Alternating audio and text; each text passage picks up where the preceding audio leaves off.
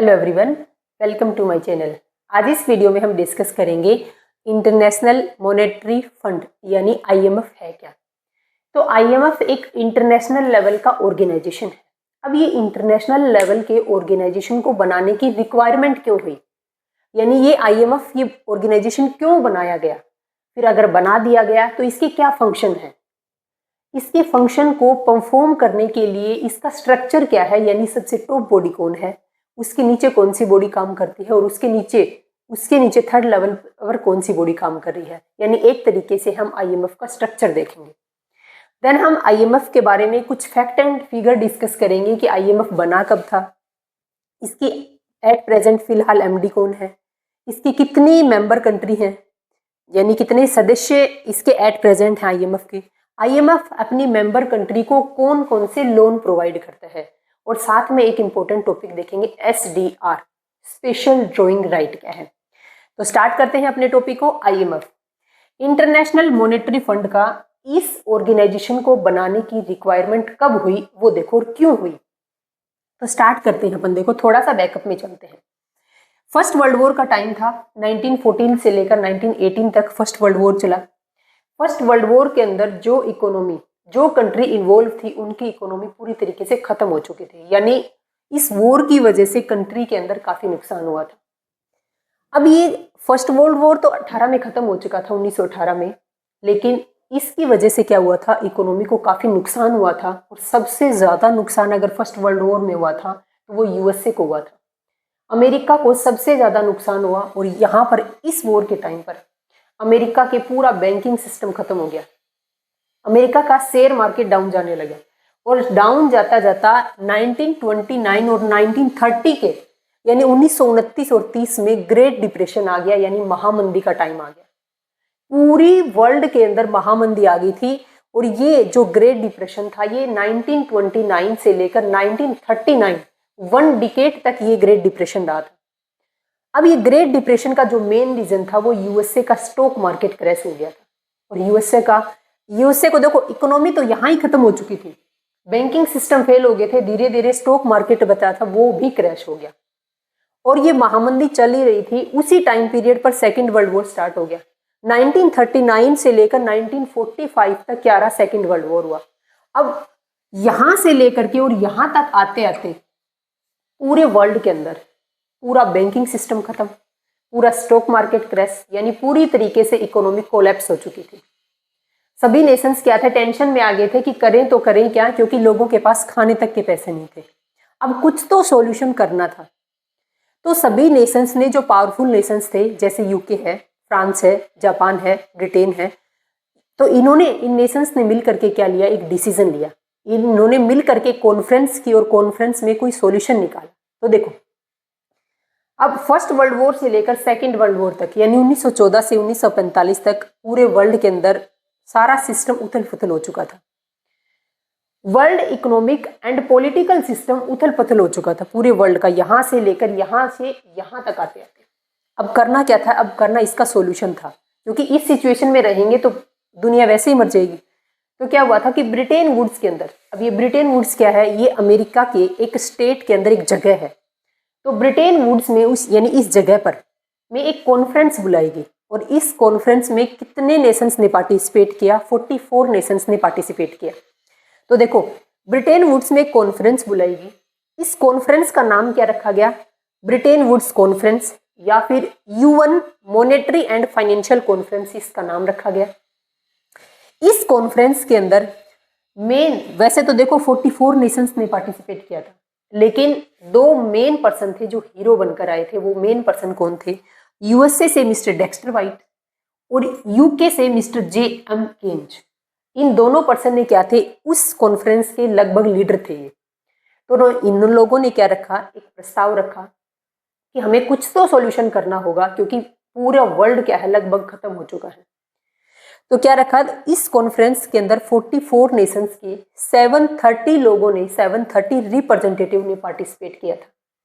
अब 44 नेशंस की इस कॉन्फ्रेंस से रिजल्ट क्या निकला था वो देखो। लेकिन उससे पहले देखो कि ये कॉन्फ्रेंस कब तक हुई थी। 1 से लेके 22 जुलाई 1944 को ये मीटिंग हुई थी। अब ये टाइम पीरियड देखो 1944 का है। 1944 के एंड तक क्या है, सेकेंड वर्ल्ड वॉर लगभग खत्म हो चुका था, लगभग खत्म हुआ था, पूरी तरीके से नहीं हुआ था। तो उसी टाइम पर जब सेकेंड वर्ल्ड वॉर चल ही रहा था, लगभग एंड होने के कगार पर था, तो एक डिसीजन लिया गया, एक मीटिंग हुई 1 से लेकर के 22 जुलाई 1944 तक ब्रिटेन वुड्स के अंदर, और उसमें 44 नेशंस के 730 रिप्रेजेंटेटिव ने पार्टिसिपेट लिया। और इस मीटिंग का, इस कॉन्फ्रेंस का कंक्लूजन क्या निकला कि हम क्या करेंगे, 3 बॉडी को, 3 ऑर्गेनाइजेशन को एस्टेब्लिश करेंगे। पहला ऑर्गेनाइजेशन होगा IBRD, दूसरा है IMF और तीसरा है इंटरनेशनल ट्रेड ऑर्गेनाइजेशन यानी ITO। किसी रीजन की वजह से ITO तो एस्टेब्लिश नहीं हो पाया, लेकिन IBRD और IMF ये 2 ऑर्गेनाइजेशन इस कॉन्फ्रेंस की बदौलत एस्टेब्लिश किए गए थे। तो क्वेश्चन पूछा जाता है ये कॉन्फ्रेंस कब तक हुई थी? ये कॉन्फ्रेंस कहाँ हुई थी? ब्रिटेन वुड्स के अंदर हुई थी, USA के अंदर। कितने लोगों ने, कितने नेशंस ने पार्टिसिपेट किया था? 44 नेशंस ने। जो 2 मेन पर्सन थे, जो 2 मेन इकोनॉमिस्ट थे, वो कौन थे? USA का मिस्टर डेक्स्टर वाइट और यूके से मिस्टर J.M. केन्ज। इन दोनों ने क्या रखा था? प्रपोजल रखा था। अब देखेंगे हम नेक्स्ट स्लाइड में, हम देखेंगे कि ये जो मीटिंग हुई थी 1 से लेकर 22 जुलाई 1944 को, इस मीटिंग का कंक्लूजन क्या निकला। देखो,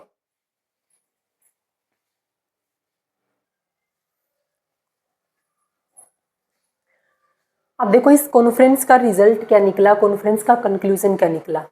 इस कॉन्फ्रेंस के अंदर जो 1 से लेकर के 22 जुलाई तक चली थी, उसमें डिसीजन लिया गया सभी नेशंस के द्वारा, यानी 44 नेशंस के द्वारा डिसीजन लिया गया कि हम कितने ऑर्गेनाइजेशन, कितने बॉडी को एस्टेब्लिश करेंगे। 3। पहली था IBRD, सेकेंड ऑर्गेनाइजेशन था IMF और तीसरा है ITO। IBRD यानी international bank for reconstruction and development, international monetary fund, और तीसरा ऑर्गेनाइजेशन, तीसरी बॉडी थी इंटरनेशनल ट्रेड ऑर्गेनाइजेशन।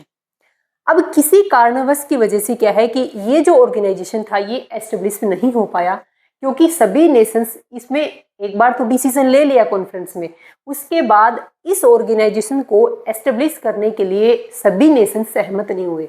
और मेनली कौन था इसमें? रीजन था USA। USA क्या कर रहा है? USA ने अपने कदम पीछे ही रखे, और USA क्या है? एक मोस्ट पॉपुलर इकोनॉमी है। अब पावरफुल इकोनॉमी अगर पीछे खिसक रही है तो बाकी नेशंस आगे क्यों आएंगे? तो इसीलिए ITO एस्टेब्लिश में नहीं आ पाया। इंटरनेशनल ट्रेड ऑर्गेनाइजेशन को तो नहीं बनाया गया, लेकिन इस ऑर्गेनाइजेशन को बना किस लिए रहे थे? इसको ट्रेड के रिगार्डिंग बना रहे थे कि इंटरनेशनल लेवल पर जो ट्रेड होगा वो ट्रेड बिल्कुल फ्री फ्लो हो, उस ट्रेड के अंदर बैरियर ना आए। एक कंट्री से दूसरी कंट्री में जो इंपोर्ट और एक्सपोर्ट हो रहा है उस पर लगने वाले रिस्ट्रिक्शन, उस पर लगने वाले बैरियर्स को रिमूव करना था। उसके बाद क्या हुआ था? इस ITO की जगह पर 23 नेशंस ने, उस टाइम तो नहीं बना 1945 में ये ऑर्गेनाइजेशन, तो उसके बाद क्या हुआ था? 1947 के अंदर क्या हुआ? एक गेट बनाया गया। 30 अक्टूबर को क्या बनाया गया था? इस गेट की नींव रखी गई थी, और गेट सिर्फ और सिर्फ एक एग्रीमेंट था, general agreement on tariff and trade. Tariff और ट्रेड के रिगार्डिंग एक एग्रीमेंट रखा गया था। इस गेट को हम लास्ट वीडियो में कवर कर चुके हैं डीपली। अपनी वीडियो है गेट एंड WTO के नाम से, उसमें डिस्कस करना है आपको, उसमें देखना है। तो मैंने इन ब्रीफ आपको गेट की हिस्ट्री बता दी है कि ये ऑर्गेनाइजेशन एस्टेब्लिश में ना आकर के इसकी जगह पर क्या लेके आए थे? एक एग्रीमेंट किया था उन नेशंस ने मिल करके वापिस से, और एक एग्रीमेंट किया गया, एक ड्राफ्ट तैयार किया गया, किसके लिए? इंटरनेशनल लेवल पर ट्रेड करने के लिए। और बाद में इसी गेट को रिप्लेस करके WTO बनाया गया था, वर्ल्ड ट्रेड ऑर्गेनाइजेशन। उसके लिए आप पीछे जो हम वीडियो डिस्कस कर चुके हैं, लास्ट वीडियो, वहाँ देखिए। अब बारी है अपने पास 2 मेन बॉडी जो उस टाइम पर इस कॉन्फ्रेंस का रिजल्ट निकला था, क्योंकि ये ऑर्गेनाइजेशन तो एस्टेब्लिश हुआ ही नहीं था। अब बारी है IBRD की और IMF की। सबसे पहले इनकी फुल फॉर्म पर ध्यान देना, international bank for reconstruction and development, यानी एक बैंक का काम करेगा ये ऑर्गेनाइजेशन, और क्या करेगा? रिकंस्ट्रक्शन के लिए फंडिंग करेगा और डेवलपमेंट के लिए फंडिंग करेगा। यानी ये एक ऐसा ऑर्गेनाइजेशन है, ये एक ऐसा इंस्टीट्यूशन है, ये एक ऐसा बैंक बनेगा जो कंट्री के रिकंस्ट्रक्शन के लिए और कंट्री को डेवलप करने के लिए फंडिंग का काम करेगा। अब बैंक है, बैंक का काम क्या? फंडिंग करना है। तो ये ऑर्गेनाइजेशन क्या था? झगड़े की वजह से, वार की वजह से जो इकोनॉमी खत्म हो चुकी थी, उन इकोनॉमी को रिवाइव करने के लिए ये ऑर्गेनाइजेशन क्या करेगा, फंडिंग करने का काम करेगा। फंडिंग करने का काम है इस ऑर्गेनाइजेशन का।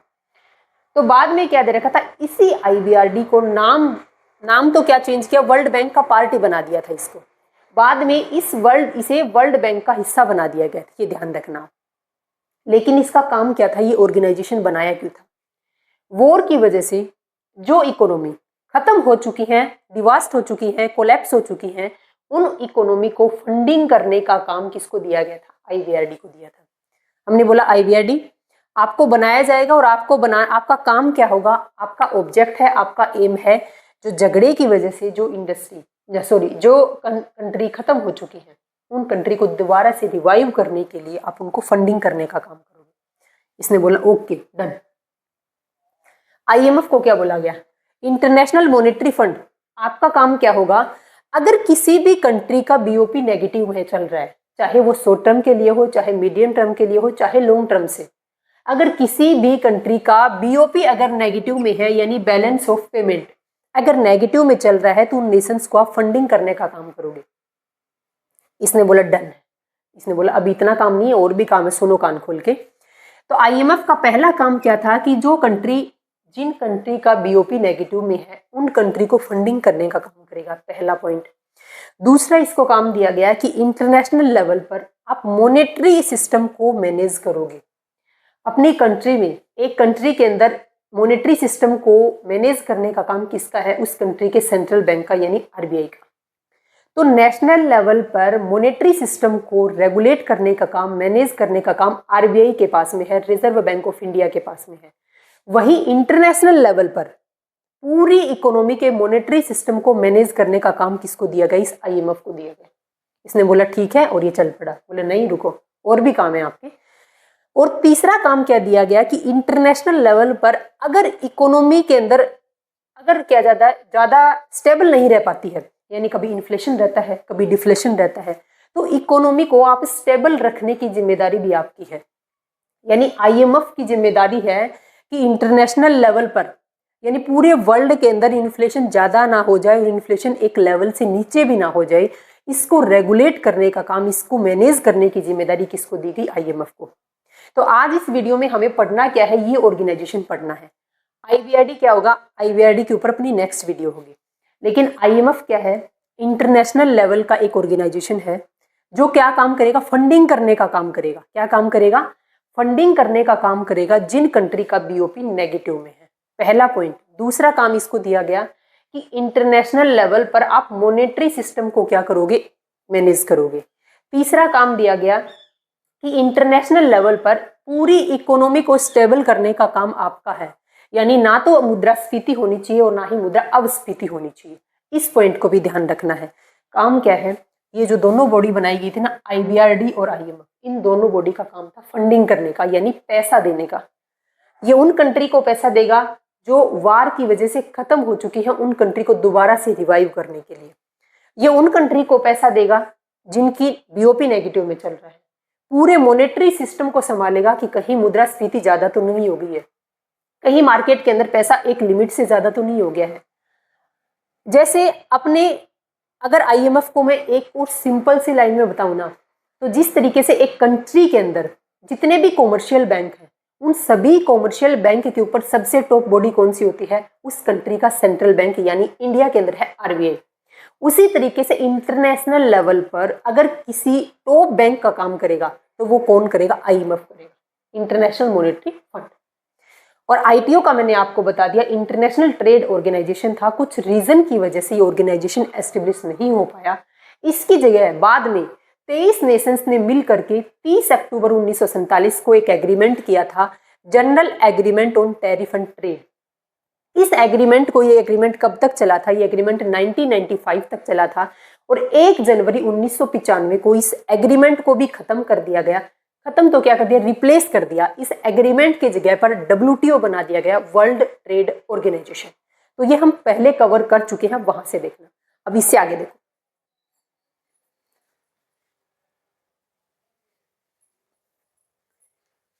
नेक्स्ट हम देखते हैं कि टाइप्स ऑफ ऑर्गेनाइजेशन। ऑर्गेनाइजेशन को हमने दो पार्ट में क्लासिफाई किया है। पहला है फंडिंग ऑर्गेनाइजेशन, दूसरा है नॉन फंडिंग ऑर्गेनाइजेशन।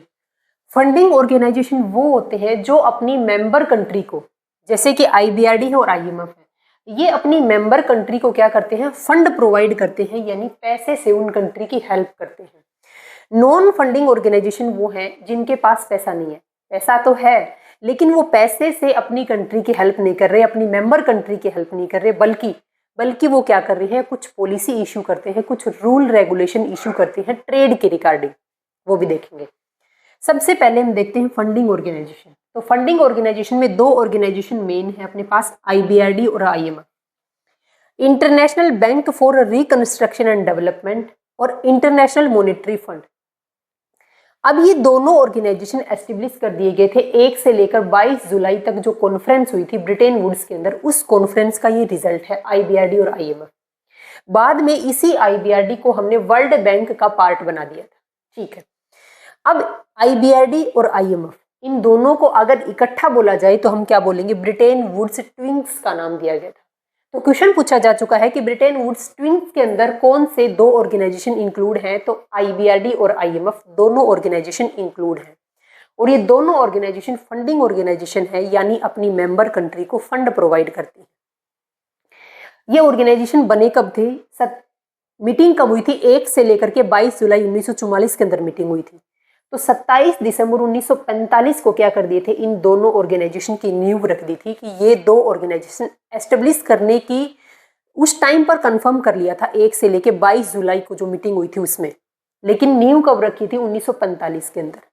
और काम करना कब स्टार्ट कर दिया था IMF ने अपना काम करना स्टार्ट कर दिया था 1 मार्च 1947 से ये वर्किंग में आ गया था।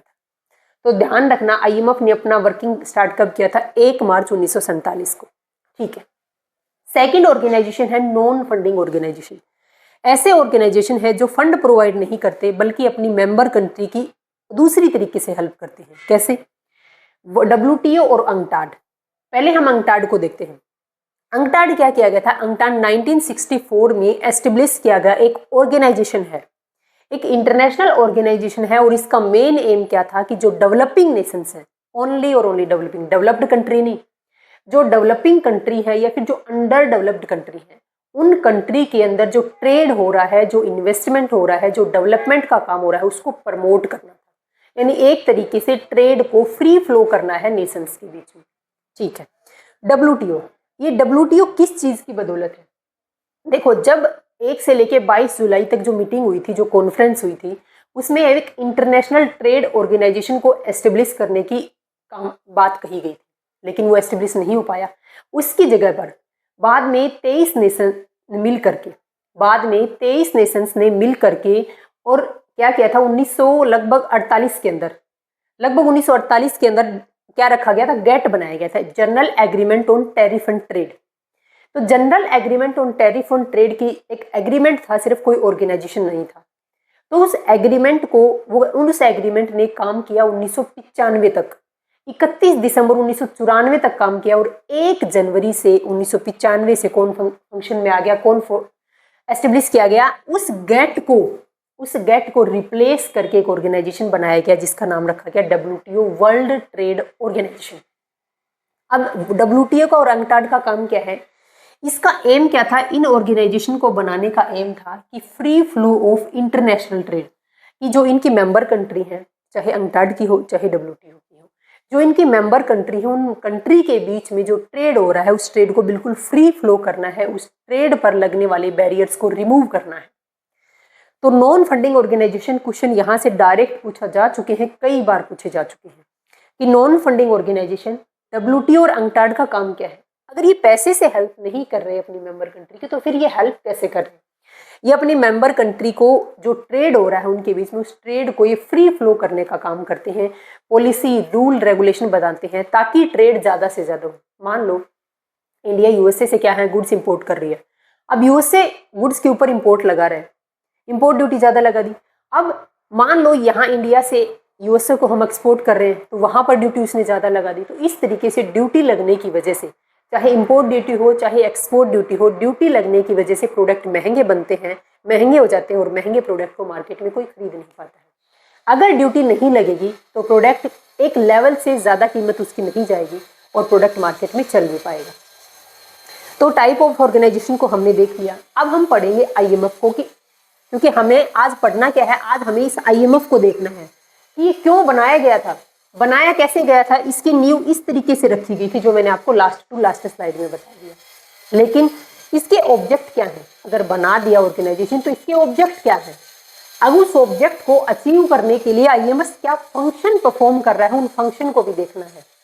अब फंक्शन ये तो है नहीं कि टॉप बॉडी काम करेगी, क्या स्कूल में कभी प्रिंसिपल काम करता है, नहीं करता ना। टॉप बॉडी का काम सिर्फ डिसीजन लेने का होता है, उसके अंडर में जो बॉडी आ रही है वॉइस प्रिंसिपल है, टीचर्स हैं, वो सब क्या करते हैं, जैसे स्कूल में फंक्शन परफॉर्म करते हैं उसी तरीके से इस आईएमएफ का हम क्या देखेंगे, स्ट्रक्चर भी देखेंगे। तो देखो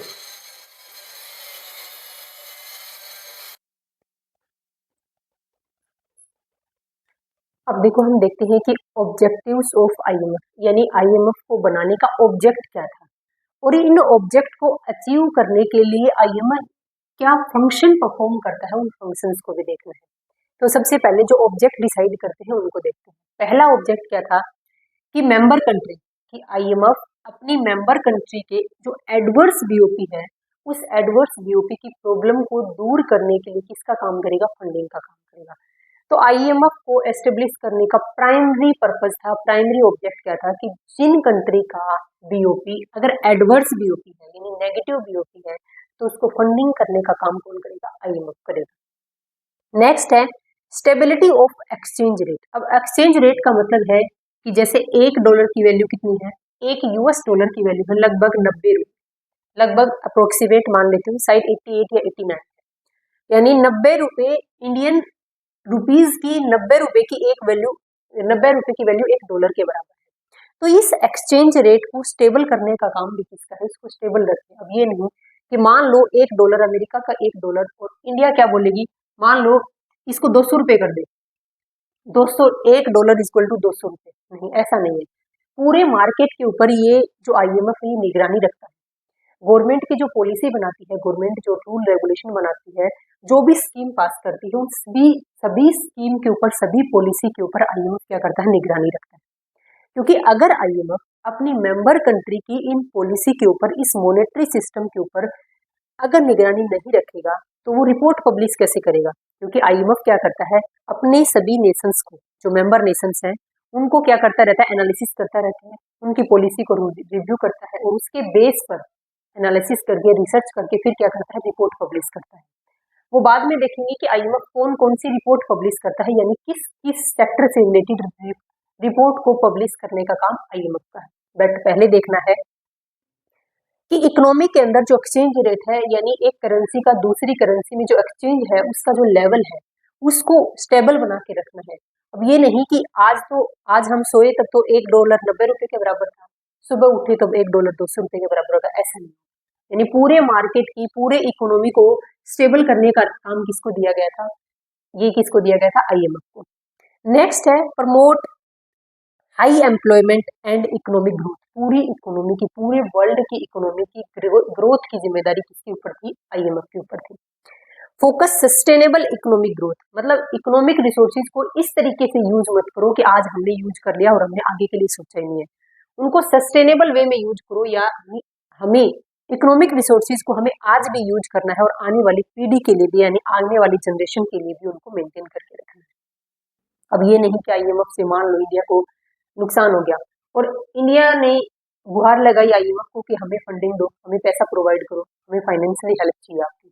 अब आईएमएफ ने उनको बोरी भरी हो रही है तो दीजिए, नहीं, एक लेवल तक ध्यान रखना है कि क्या कंट्री को कितने पैसे की रिक्वायरमेंट है, और रिक्वायरमेंट है तो क्यों रिक्वायरमेंट है, तभी क्या करता है आईएमएफ, फंडिंग करता है। नेक्स्ट जो ऑब्जेक्ट था वो था कि इंटरनेशनल लेवल पर मॉनेटरी सिस्टम को मैनेज करने का काम किसके हाथ में है, आईएमएफ के। जैसे मैंने आपको बताया था कि इंडिया के अंदर, इंडियन लेवल पर, नेशनल लेवल पर मॉनेटरी सिस्टम को जो स्टेबल कर रखेगा, मॉनेटरी सिस्टम को जो मैनेज करने का राइट किसके पास है, आरबीआई के पास में। उसी तरीके से इंटरनेशनल लेवल पर पूरे मॉनेटरी सिस्टम को, पूरी इकोनॉमी को कंट्रोल करने का काम किसके पास में है, आईएमएफ के पास। तो ये आईएमएफ के ऑब्जेक्ट थे। इन ऑब्जेक्ट को अचीव करने के लिए आईएमएफ को एस्टेब्लिश किया गया था। अब बात थी कि आईएमएफ एस्टेब्लिश तो कर दिया, 27 दिसंबर 1945 को आईएमएफ की नींव रख दी थी और इसने अपना काम स्टार्ट कर दिया। उसके बाद बात ये आती है कि इन ऑब्जेक्ट को अचीव करने के लिए कि क्या फंक्शन परफॉर्म करेगा। तो उन फंक्शन को देखते हैं। पहला काम है मेंबर कंट्री के अगर मॉनेटरी पॉलिसी पर निगरानी रखेगा। अब इंडिया की जो मॉनेटरी पॉलिसी है, जो आरबीआई मेंटेन करता है, तो उस इंडिया की मॉनेटरी पॉलिसी पर कौन नजर गड़ाए बैठा है? आईएमएफ नजर गड़ाए बैठा है कि क्या पॉलिसी है, क्या कितनी रेट में कितना चेंज किया गया है, कितनी ये मनी की सप्लाई कर रहे हैं मार्केट में, कितनी ये मनी को क्या है प्रिंट कर रहे हैं। तो इन सब पर निगरानी रखने का काम किसका है? आईएमएफ का है। दूसरा काम क्या करता है आईएमएफ? पोटेंशियल थ्रेट को आइडेंटिफाई करता है। अगर फ्यूचर में कोई थ्रेट, कोई नुकसान होने की अगर चांसेस लग रहे हैं, अगर वर्ल्ड की इकोनॉमी के अंदर कोई नुकसान होने के चांसेस अगर आईएमएफ को लग रहे हैं, तो उन नुकसान के बारे में अपनी मेंबर कंट्री को अलर्ट करता है कि समझ जाओ, मेरे को ऐसे लग रहा है कि इकोनॉमी के अंदर ये सब कुछ होने वाला है। जैसे जैसे 1929 और 30 के टाइम पर, 1929 और 30 जब महामंदी आई थी, उस टाइम पर यूएसए का पूरा स्टॉक मार्केट क्रैश हो गया था। तो एक दिन में तो स्टॉक मार्केट क्रैश नहीं हुआ, धीरे धीरे आइडिया लगने लग गया था कि अब शेयर्स की वैल्यू गिर रही है, पूरा स्टॉक मार्केट क्रैश हुआ। तो इसी तरीके से अगर आईएमएफ को लगता है कि मार्केट में कोई थ्रेट है, मार्केट के अंदर कोई नुकसान होने की पॉसिबिलिटी है, तो वो अपनी मेंबर कंट्री को क्या करती है? अलर्ट करती है। अगर मेंबर कंट्री अलर्ट हो जाती है तो ठीक है, अगर अलर्ट नहीं होती है तो नुकसान किसका होगा? कंट्री का होगा। नुकसान हो गया कंट्री का। अब कंट्री नुकसान हो गया तो जाएगी किसके पास में? जाएगी तो आईएमएफ के पास में कि आईएमएफ हमें फंडिंग करो, हमें तो इतना नुकसान हो गया। नेक्स्ट काम क्या है आईएमएफ का? Provide loan to member country. अपनी मेंबर कंट्री को जब उन कंट्री को रिक्वायरमेंट होगी तो लोन प्रोवाइड करने का काम करेगा। एक पॉइंट यहाँ पर नोट करना है इसके साथ में, आईएमएफ अपनी सिर्फ मेंबर कंट्री को लोन देगा, यानी आईएमएफ अगर फंडिंग करेगा तो सिर्फ अपनी मेंबर कंट्री को ही फंडिंग करेगा। नेक्स्ट पॉइंट इसी के साथ नोट करना है कि ठीक है, मेंबर कंट्री को फंडिंग करेगा, लेकिन फंडिंग किसके लिए करेगा? अगर एडवर्स ड्यूटी है तो उसके लिए फंडिंग करेगा।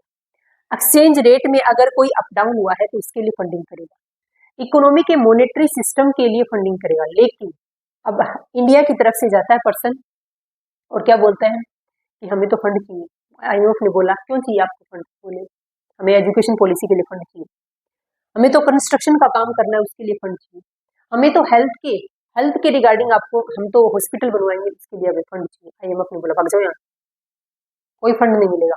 तो कहने का मतलब है कि आईएमएफ इन एजुकेशन पॉलिसी के लिए, इन हेल्थ पॉलिसी के लिए, इनके लिए कोई फंडिंग का काम आईएमएफ नहीं करेगा किसी भी मेंबर कंट्री को। पहली बात क्या थी? आईएमएफ सिर्फ अपनी मेंबर कंट्री को फंडिंग करेगा। सेकंड पॉइंट था कि मेंबर कंट्री को तो फंडिंग करेगा, लेकिन किसके लिए फंडिंग करेगा? सिर्फ नेगेटिव अगर बीओपी चल रहा है तो उसको बैलेंस में लाने के लिए क्या करेगा? फंडिंग करने का काम करेगा। नेक्स्ट टेक्निकल असिस्टेंस प्रोवाइड करता है अपनी मेंबर कंट्री को। तो ये कुछ ऑब्जेक्ट डिसाइड किए गए थे आईएमएफ को, और इन ऑब्जेक्ट को अचीव करने के लिए आईएमएफ कौन कौन से फंक्शन परफॉर्म करता है, उन फंक्शन को भी हमने देख लिया।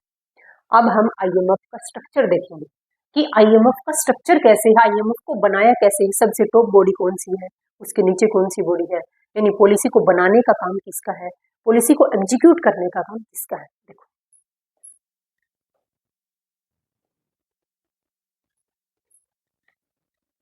स्ट्रक्चर ऑफ आईएमएफ, यानी आईएमएफ का स्ट्रक्चर कैसा है, कौन सी सबसे टॉप बॉडी है, कौन सी सबसे लो बॉडी है।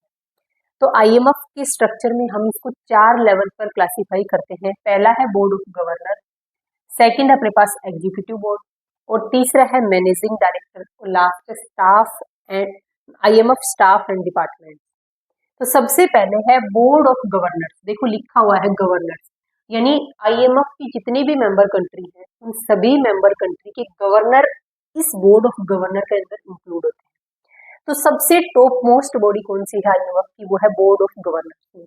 इसमें हर कंट्री का गवर्नर जाता है उस कंट्री को रिप्रेजेंट करने के लिए। पहला पॉइंट नोट करना है।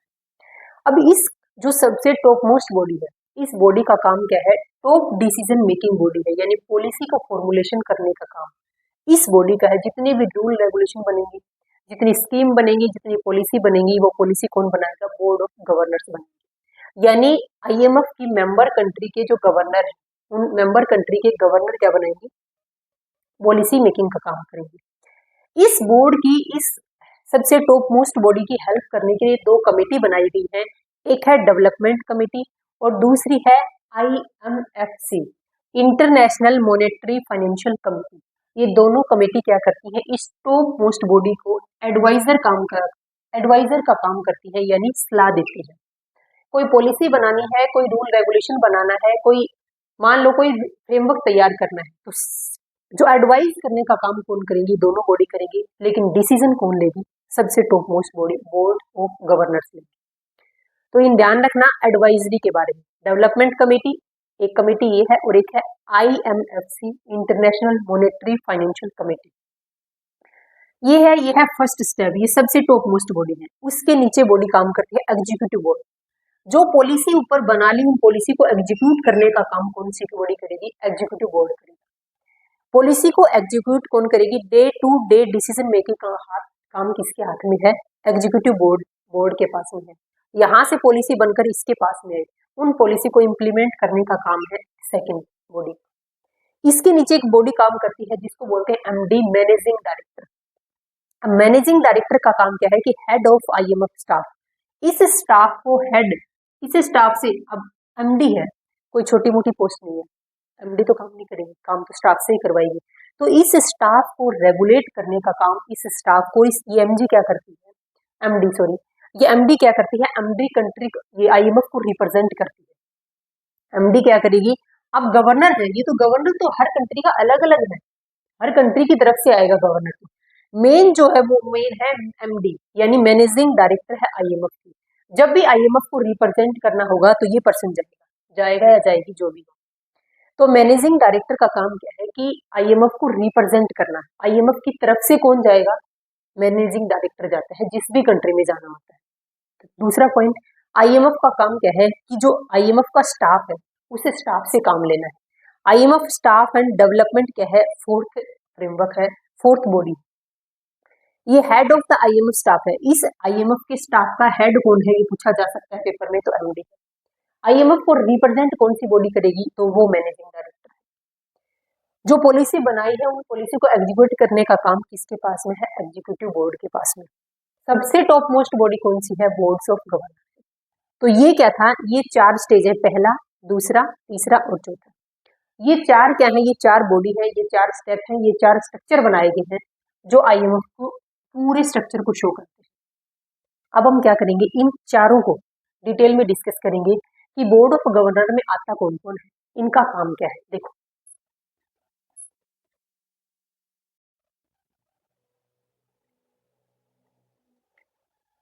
अब हम देखते हैं कि जो स्ट्रक्चर है आईएमएफ का, उसमें जितनी बॉडी है उनको डिस्कस करते हैं। पहले सबसे टॉप मोस्ट बॉडी है बोर्ड ऑफ गवर्नर। अब बोर्ड ऑफ गवर्नर्स में सबसे पहले देखो कि इस बॉडी का काम क्या है, ये टॉप डिसीजन मेकिंग बॉडी है, यानी मेन जो डिसीजन होंगे वो इसी बॉडी के द्वारा लिए जाएंगे। Each member country appoint one governor. हर मेंबर कंट्री क्या अपॉइंट करेगी, एक गवर्नर अपॉइंट करेगी। पहली पॉइंट ध्यान से सुनना जो भी मैं आपको बता रही हूँ। आईएमएफ के अंदर ये जो सबसे टॉप मोस्ट बॉडी है बोर्ड ऑफ गवर्नर की, यहाँ पर क्या बोला गया था आईएमएफ ने कि हर कंट्री की तरफ से जो भी पर्सन उस कंट्री को रिप्रेजेंट करेगा उसको क्या बोला जाएगा, गवर्नर बोला जाएगा। यहाँ पर गवर्नर बोल दिया, इसका मतलब ये नहीं समझना कि इंडिया की तरफ से इंडिया का गवर्नर आएगा, इंडिया की तरफ से आरबीआई का गवर्नर आएगा, नहीं। इंडिया की तरफ से कौन जाता है, हमने यहाँ पर जो गवर्नर भेजेंगे वो इंडिया ने क्या बोला गया कि फाइनेंस मिनिस्टर जाएगा। कौन जाएगा, आईएमएफ के अंदर इस टॉप मोस्ट बॉडी के अंदर कौन जाएगा, इंडिया का फाइनेंस मिनिस्टर, इंडिया का वित्त सचिव कौन है, निर्मला सीतारमण जी। तो जब ये बोर्ड ऑफ गवर्नर की मीटिंग होगी, जब ये कॉन्फ्रेंस होगी, तो इस मीटिंग में इंडिया की तरफ से इंडिया का फाइनेंस मिनिस्टर निर्मला सीतारमण जी जाएंगे। तो निर्मला सीतारमण जी तो फाइनेंस मिनिस्टर है, वो तो गवर्नर नहीं है। तो यही पॉइंट समझाने की कोशिश कर रही थी कि इंडिया की तरफ से जो पर्सन आएगा इस मीटिंग के अंदर, इस टॉप मोस्ट बॉडी में, वो कौन होगा, वो होगा, इसके लिए तो कौन होगा, आईएमएफ के लिए तो वो पर्सन गवर्नर कहलाएगा, जो कि किसको रिप्रेजेंट करेगा, इंडिया को रिप्रेजेंट करेगा। ठीक है, तो ये जो गवर्नर का टैग दिया गया ये आईएमएफ की तरफ से दिया गया। ये ना कि इंडिया का गवर्नर आएगा, ना कि जो आरबीआई का गवर्नर है वो आएगा, नहीं। इंडिया ने किसको गवर्नर अपॉइंट किया है कि एज ए गवर्नर कौन जाएगा, हमारी तरफ से हमारा जो फाइनेंस मिनिस्टर होगा, जो निर्मला सीतारमन जी है, वो जाएगी। तो बोर्ड ऑफ गवर्नर में सबसे टॉप मोस्ट बॉडी है, टॉप डिसीजन मेकिंग बॉडी है। हर मेंबर कंट्री की तरफ से अपॉइंट किया जाएगा एक गवर्नर, और इंडिया की तरफ से कौन, हमने किसको अपॉइंट कर रखा है, फाइनेंस मिनिस्टर को अपॉइंट कर रखा है। एट प्रेजेंट फाइनेंस मिनिस्टर कौन है, निर्मला सीतारमन जी। आईएमएफ की जब ये बोर्ड ऑफ गवर्नर की मीटिंग होती है साल में एक बार, तो उस टाइम पर वो जाती है। अगर मान लो फाइनेंस मिनिस्टर ना हो, अगर किसी कारणवश फाइनेंस मिनिस्टर ना जा पाए, तो कौन जाता है, तब गवर्नर ऑफ सेंट्रल बैंक जाता है, यानी तब आरबीआई के गवर्नर जाते हैं। तो finance minister at present Nirmala Sitharaman ji, और आरबीआई के गवर्नर कौन है, आरबीआई के गवर्नर कौन है, संजय मल्होत्रा है एट प्रेजेंट। तो इतना ध्यान रखना कि फाइनेंस मिनिस्टर जाएंगे आईएमएफ के एज ए गवर्नर, ठीक है। इसका फंक्शन क्या है, इस बोर्ड ऑफ गवर्नर का फंक्शन क्या है कि अप्रूव करेंगे न्यू मेंबर को। अगर मान लो कोई भी मेंबर कंट्री जो आज तक आईएमएफ की मेंबर नहीं थी, लेकिन अब आईएमएफ की मेंबर बनना चाहती है, तो उस न्यू कंट्री को आईएमएफ की मेंबर बनना है या नहीं बनना है, ये बोर्ड ऑफ गवर्नर डिसाइड करेंगे। कोटा इंक्रीज होगा, हर कंट्री को कोटा दिया गया, ये कोटा क्या है वो हम आगे देखेंगे, बट अभी इतना ध्यान रखना कि कंट्री का कोटा इंक्रीज करना है या डिक्रीज करना है, ये भी कौन डिसाइड करेगा, आईएमएफ ही डिसाइड करेगी, आईएमएफ की टॉप बॉडी डिसाइड करेगी। अब कोटा का थोड़ा सा हिंट दे देती हूँ आपको, जैसे जैसे घर के अंदर क्या है, 3 बच्चे मान लो, तीनों बच्चों को जब भी कोई चीज आती है तो तीनों बच्चों को 33 1/3 चीज भी मिल जाती है, लेकिन सबसे छोटा बच्चा तो बदमाश होता है, लाड प्यार का ज्यादा ही बिगड़ा हुआ होता है, तो उसको क्या बोलेंगे कि इस अकेले को कितना दे दो, इस अकेले को 40% दे दो, और ये बड़े वाले 2 हैं इनको 30% दे दो। तो ये क्या हो गया, एक तरीके से कोटा हो गया कि 100% में से एक को मिला 40% और 2 को कितना मिला 60%। तो ये कोटा है। जब भी कोई कंट्री आईएमएफ का मेंबर बनेगी तो उसको अपना कुछ कोटा देना होगा, कुछ फाइनेंस करना होगा आईएमएफ को, वो बाद में बताएंगे हम ये कोटा है क्या। बट अभी इतना देखना कि अगर कोई भी नॉन मेंबर कंट्री, आईएमएफ की नॉन मेंबर कंट्री अगर अब आईएमएफ की मेंबर बनना चाहती है, तो उसको अप्रूवल देने का काम बोर्ड ऑफ गवर्नर करेंगे। कोटा में चेंज करना है तो काम बोर्ड ऑफ गवर्नर करेंगे। ये आपको सिली क्वेश्चन लग रहे हैं बिल्कुल कि कुछ नहीं है, ये तो बॉडी यही करेगी, जब पेपर में आएगा क्वेश्चन तो नहीं पता चलेगा, तो नोट करना इसको। अलोकेट करेंगे एसडीआर, एसडीआर क्या है, स्पेशल ड्राइंग राइट्स। अब ये एसडीआर क्या है वो भी हम आगे डिस्कस करेंगे, बट अभी ध्यान रखना कि किस कंट्री को कितने एसडीआर देने हैं। एक तरीके से ये बॉन्ड की तरीके से मान लो कि एसडीआर क्या है, एक बॉन्ड है, कोई पेपर करेंसी नहीं है, कोई पैसे नहीं है, एसडीआर एक बॉन्ड के जैसे मान लो। किस कंट्री को कितना एसडीआर देना है, स्पेशल ड्राइंग राइट्स देना है, ये कौन डिसाइड करेगा, तो बॉडी डिसाइड करेगी। इलेक्ट द एग्जीक्यूटिव बोर्ड होते हैं। अब एग्जीक्यूटिव बोर्ड है जो इसकी सेकंड बॉडी है, यानी बोर्ड ऑफ गवर्नर के नीचे जो काम करती है वो कौन है, एग्जीक्यूटिव बोर्ड है। एग्जीक्यूटिव बोर्ड को इलेक्ट करने का काम इस पर, यहाँ पर जो काम करने वाले पर्सन है, काम करने वाले जो ऑफिसर्स हैं उनको अपॉइंट करने का काम कौन करेंगे, इलेक्ट कौन करेगा, ये बॉडी करेगी। नेक्स्ट क्या है कि अगर रूल में कोई चेंज करना है, पॉलिसी बनानी है, रूल में चेंज करना है, कोई और डिसीजन लेना है, मेन डिसीजन, ये बॉडी लेगी। 2 पॉइंट और नोट करना, meetup once in a year, हर एक साल में इनकी एक बार मीटिंग होती है बोर्ड ऑफ गवर्नर्स की तरफ से। एडवाइस बाय 2, कौन करेगा, अब ये सिंगल बॉडी काम नहीं करी, इन्होंने बोला कि ये सब कुछ काम हमसे हमारे बस की बात नहीं है, हमें तो क्या चाहिए, एडवाइजरी कमेटी चाहिए। तो इस बोर्ड ऑफ गवर्नर की 2 एडवाइजरी कमेटी है, एक तो है डीसी डेवलपमेंट कमेटी और दूसरी है आईएमएफसी। ये दोनों कमेटी क्या करती है, इस बोर्ड ऑफ गवर्नर्स को एडवाइज करती है। सेकंड क्या है, एग्जीक्यूटिव बोर्ड है। देखो इधर ही मैंने बताया था कि एग्जीक्यूटिव बोर्ड के अंदर जो पर्सन इलेक्ट किए हैं वो पर्सन इलेक्ट करने का काम इसका है। अब बारी है एग्जीक्यूटिव बोर्ड की। एग्जीक्यूटिव बोर्ड का काम क्या है कि जो इन लोगों ने यहाँ मिलकर पॉलिसी बनाई है उस पॉलिसी को एग्जीक्यूट करना है, उस पॉलिसी को अप्लाई करना है। तो इस एग्जीक्यूटिव बोर्ड के अंदर कितने एग्जीक्यूटिव डायरेक्टर होते हैं, 24। पॉइंट नोट करना, बोर्ड ऑफ गवर्नर जितनी मेंबर कंट्री है उतने ही बोर्ड ऑफ गवर्नर होंगे, उस बोर्ड गवर्नर्स कितनी आएंगे, जितनी मेंबर कंट्री है। एट प्रेजेंट आईएमएफ की 191 मेंबर कंट्री, 191 मेंबर कंट्री है आईएमएफ की, तो 191 गवर्नर्स आएंगे, ठीक है। जब ये मीटिंग होगी तब अलग बात है, ठीक है, मीटिंग का जिक्र है। दूसरा है एग्जीक्यूटिव बोर्ड है, अब ये तो क्या है, ये तो जब कोई पॉलिसी बनानी हो तब की बात है एग्जीक्यूटिव बोर्ड। अब काम कौन करेगा, काम तो सारा ये लोग करेंगे। तो मेन आप ध्यान दो यहाँ पर, तो एग्जीक्यूटिव बोर्ड के अंदर 24 एग्जीक्यूटिव डायरेक्टर है। तो आप बोलोगे 191 कंट्री और सिर्फ 24 एग्जीक्यूटिव डायरेक्टर। तो क्या बोला गया था यहाँ पर, 24 एग्जीक्यूटिव डायरेक्टर ही क्या करेंगे, उन पॉलिसी को इंप्लीमेंट करने का काम करेंगे। लेकिन अब 24 को मैंने ये क्या करेंगे, ये 24 एग्जीक्यूटिव डायरेक्टर 191 मेंबर कंट्री को रिप्रेजेंट कर रहे हैं। अब इतने सारे मेंबर कंट्री को सिर्फ 24 लोग कैसे रिप्रेजेंट करेंगे वो देखो। मैंने यहाँ पर 8+16 लिखा है। तो 8 एग्जीक्यूटिव डायरेक्टर ऐसे हैं जो सिंगल कंट्री को रिप्रेजेंट करेंगे, यानी जो top powerful most powerful country है उनको रिप्रेजेंट करेंगे single executive person. UK, USA, China, Japan, Germany, France, Russia और सऊदी अरबिया, ये 8 कंट्री हैं। इन 8 कंट्रियों के सेपरेट क्या है, एग्जीक्यूटिव डायरेक्टर हैं। अब बाकी कितनी कंट्री बच गई, कितनी थी, 191 थी ना, उसमें से 8 तो गए, कितने हो गए, 183 कंट्री और बच गई। तो 183 कंट्री को रिप्रेजेंट कौन करेंगे, ये 16 एग्जीक्यूटिव डायरेक्टर रिप्रेजेंट करेंगे।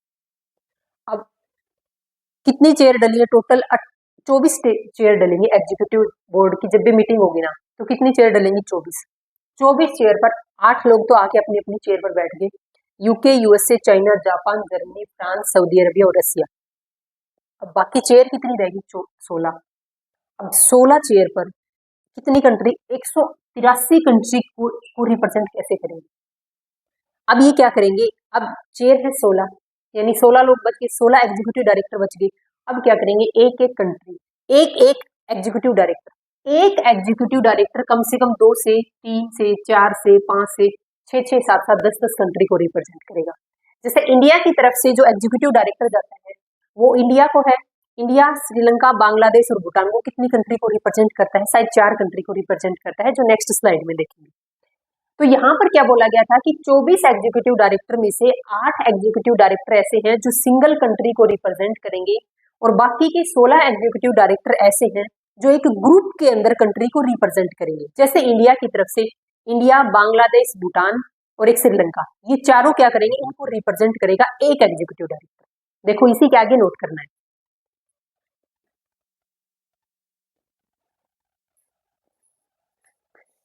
अब नेक्स्ट देखो, जो रिमेनिंग 16 डायरेक्टर हैं वो 16 डायरेक्टर जो बाकी जितनी कंट्री बच गई 191 में से अगर 8 को लेस करेंगे तो 183 कंट्री और बच गई। उन 183 कंट्री को रिप्रेजेंट कौन करेंगे, ये बाकी के 16 डायरेक्टर रिप्रेजेंट करेंगे। अब बात हम इंडिया की देखेंगे कि इंडिया की तरफ से कौन जाता है एग्जीक्यूटिव डायरेक्टर। अब इंडिया भी इन्हीं 183 कंट्री के अंदर इंक्लूड है। अब देखो कि वो पर्सन जो इंडिया की तरफ से एग्जीक्यूटिव डायरेक्टर बनकर जाता है वो एग्जीक्यूटिव डायरेक्टर बाकी किन और कंट्री को भी तो रिप्रेजेंट करेगा। अगर हमें सिंगल चेयर मिली होती तो हम उन 8 डायरेक्टर के अंदर इंक्लूड होते, बट हम हैं इन 16 डायरेक्टर में इंक्लूड। अब 183 कंट्री में से वो डायरेक्टर देखो executive director India, Bangladesh, Sri Lanka और भूटान, इन 4 कंट्री को रिप्रेजेंट करेगा एक पर्सन। वो एक पर्सन कौन है, एट प्रेजेंट एग्जीक्यूटिव डायरेक्टर बनकर जाता है आईएमएफ के अंदर, डॉक्टर उर्जित पटेल, जिनको अगस्त 2025 के अंदर क्या किया गया है, सेलेक्ट किया गया है। अगस्त 2025 से इंडिया, बांग्लादेश, भूटान और श्रीलंका, इन चारों कंट्री को रिप्रेजेंट करेगा एक एग्जीक्यूटिव डायरेक्टर, उसका नाम है उर्जित पटेल। और ये 3 साल के लिए क्या कर दी है, अपॉइंट कर दी है। अब लगातार 3 साल तक यानी 2028 तक उर्जित पटेल ही एज ए एग्जीक्यूटिव डायरेक्टर जाएंगे आईएमएफ के अंदर। क्वेश्चन ये बन सकता है यहाँ से। नेक्स्ट क्या है कि ये जो एग्जीक्यूटिव बोर्ड है, ये जो सेकंड बॉडी है बोर्ड ऑफ गवर्नर के नीचे, इस एग्जीक्यूटिव बोर्ड के फंक्शन क्या है। पहला फंक्शन है कि ये डे टू डे एक्टिविटी को देखता है। तो डे टू डे एक्टिविटी को देखने को रन करने का काम किसका है, एग्जीक्यूटिव बोर्ड का। सेकंड है इम्प्लीमेंटेशन ऑफ पॉलिसी, जो पॉलिसी टॉप लेवल पर बोर्ड ऑफ गवर्नर के द्वारा बनाई गई है उन सभी पॉलिसी को अप्लाई करने का काम किसका है, इसी एग्जीक्यूटिव बोर्ड का है। सेकंड क्या है, थर्ड क्या है, अपने पास अप्रूव लोन। अब किस कंट्री को लोन कौन देता है, आईएमएफ अपनी मेंबर कंट्री को सिर्फ सिर्फ अपनी मेंबर कंट्री को आईएमएफ क्या करेगा, लोन अप्रूवल करेगा। अब लोन को अप्रूवल करने का काम कौन सी बॉडी का है, सेकंड बॉडी का है, और वो कौन सी है, बोर्ड ऑफ डायरेक्टर है। ये ध्यान रखना, ये पॉइंट नोट करना, यहाँ से ये क्वेश्चन बन सकता है। उसके बाद है मीटअप है। जैसे जो सबसे टॉप बॉडी है वो कितनी बार साल में एक बार मिलते हैं, उनकी साल में एक बार उनका मीटअप होता है। उसी तरीके से ये जो सेकंड बॉडी है इसका मीटअप होता है several time in a week, एक वीक में कई बार मिलते हैं, कई बार इनकी मीटिंग होती है, इनकी कॉन्फ्रेंस होती है। और ये इनकी कॉन्फ्रेंस होती कहाँ पर है, होती है वॉशिंगटन डीसी के अंदर। इन जो ये एग्जीक्यूटिव बोर्ड है, एग्जीक्यूटिव डायरेक्टर है, इनकी मीटिंग होती है वॉशिंगटन डीसी के अंदर, और वीक में कई बार ये मीटअप करते हैं। अब थर्ड बॉडी है मैनेजिंग डायरेक्टर यानी एमडी। एमडी क्या है, काफी इंपॉर्टेंट पोस्ट है। कोई एमडी मैनेजिंग डायरेक्टर कोई छोटी मोटी पोस्ट नहीं है। आईएमएफ का जो एमडी है वो आईएमएफ को रिप्रेजेंट करता है, तो क्या आएगा, हेड ऑफ आईएमएफ। आईएमएफ का हेड किसको बोलते हैं, मैनेजिंग डायरेक्टर को बोलते हैं। चेयरपर्सन ऑफ एग्जीक्यूटिव बोर्ड का चेयरपर्सन भी होता है ये। तीसरा है अपॉइंटमेंट बाय एग्जीक्यूटिव बोर्ड, जो इससे टॉप बॉडी थी, सेकंड नंबर पे जो बॉडी थी एग्जीक्यूटिव बोर्ड। एग्जीक्यूटिव बोर्ड के द्वारा इस एमडी की क्या की जाती है, अपॉइंटमेंट की जाती है। नेक्स्ट है अपॉइंटमेंट भी कितने साल के लिए होती है, 5 ईयर्स के लिए अपॉइंटमेंट होती है। लीड कौन करेगा, lead IMF staff and global level पर आईएमएफ को रिप्रेजेंट करने का काम करेगा। अब थर्ड लेवल पे क्या है, मैनेजिंग डायरेक्टर, और एमडी के नीचे कौन काम करते हैं, आईएमएफ का स्टाफ और डिपार्टमेंट है। तो पूरे आईएमएफ के स्टाफ को और डिपार्टमेंट को लीड करने का काम किसके हाथ में है, इसी एमडी के हाथ में है। और ये एमडी क्या करता है, आईएमएफ को रिप्रेजेंट करने का काम करता है, ये ध्यान रखना। ये मैनेजिंग डायरेक्टर की पोस्ट पर जो भी पर्सन होगा वो पर्सन आईएमएफ को रिप्रेजेंट करेगा। अब जब भी कहीं कोई मीटिंग हुई, कहीं जाना हुआ, तो ना तो गवर्नर जाएंगे, ना ये एग्जीक्यूटिव बोर्ड जाएंगे, सॉरी एग्जीक्यूटिव डायरेक्टर जाएंगे, एग्जीक्यूटिव डायरेक्टर भी नहीं जाएंगे। आईएमएफ की तरफ से जो आईएमएफ को रिप्रेजेंट करेगा वो कौन है, ये एमडी है, ये मैनेजिंग डायरेक्टर है। अब हम देखेंगे इस मैनेजिंग डायरेक्टर को।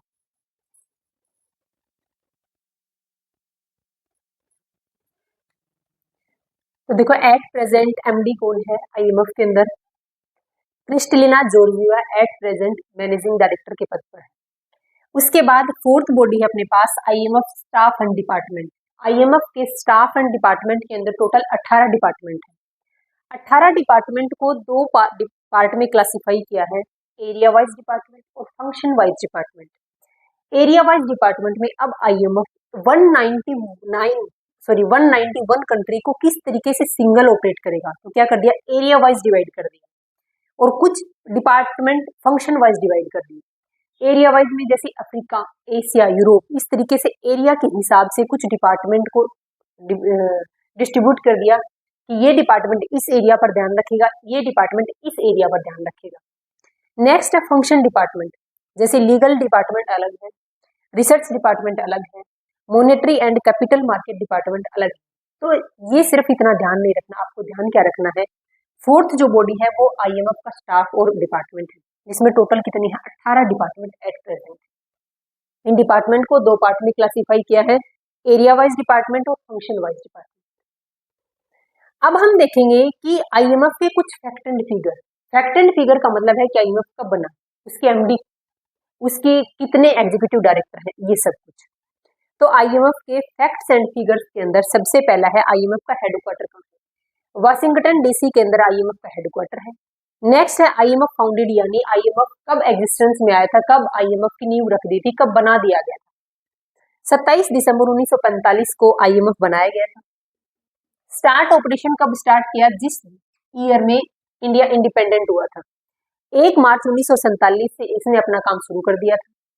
फाउंडर कौन है, मेनली देखो वैसे तो 44 नेशंस आए थे, 44 नेशंस की कॉन्फ्रेंस हुई थी, उस कॉन्फ्रेंस का रिजल्ट निकला था आईबीआरडी एंड आईएमएफ, और एक बॉडी थी ITO, international trade organisation.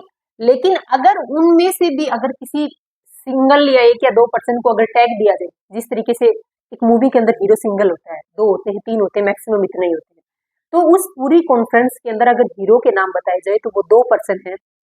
UK की तरफ से एक पर्सन आया था जेएम केंज, और यूएसए की तरफ से एक पर्सन था डेक्स्टर वाइट। ये क्या है, ये इनके फाउंडर माने जाते हैं। अगर क्वेश्चन पूछा जा सकता है कि आईएमएफ के फाउंडर कौन है, तो यूके से जेएम केंज और यूएसए से डेक्स्टर वाइट। ये कौन है, इसके फाउंडर माने जाते हैं। मेंबर्स कितने हैं एट प्रेजेंट, आईएमएफ की 191 मेंबर कंट्री। नेक्स्ट है, अब देखो 191 मेंबर कंट्री है, या तो 191 कंट्री पूछी जा सकती है आपसे, या फिर इससे लास्ट वाली पूछी जा सकती है। तो 190वीं कंट्री जो मेंबर बनी थी आईएमएफ की वो थी अंडोरा। और अंडोरा कब बनी थी, अंडोरा बनी थी 16 अक्टूबर 2020 को अंडोरा आईएमएफ की मेंबर कंट्री बन गई थी। उसके बाद 191 कंट्री है लिechtenstein, और ये कब बनी थी, ये बनी थी 21 अक्टूबर 2024 को। तो इन दोनों को आपको ध्यान रखना है, ठीक है। लिechtenstein और एंडोरा ये दोनों हाल फिलहाल में आईएमएफ की मेंबर बनी हुई कंट्री। नेक्स्ट है एग्जीक्यूटिव बोर्ड। अब आपको मैं ये पढ़ा चुकी हूँ ये सब। एग्जीक्यूटिव बोर्ड है, एग्जीक्यूटिव बोर्ड के अंदर कितने मेंबर होंगे, टोटल जो एग्जीक्यूटिव डायरेक्टर होंगे वो 24 होंगे।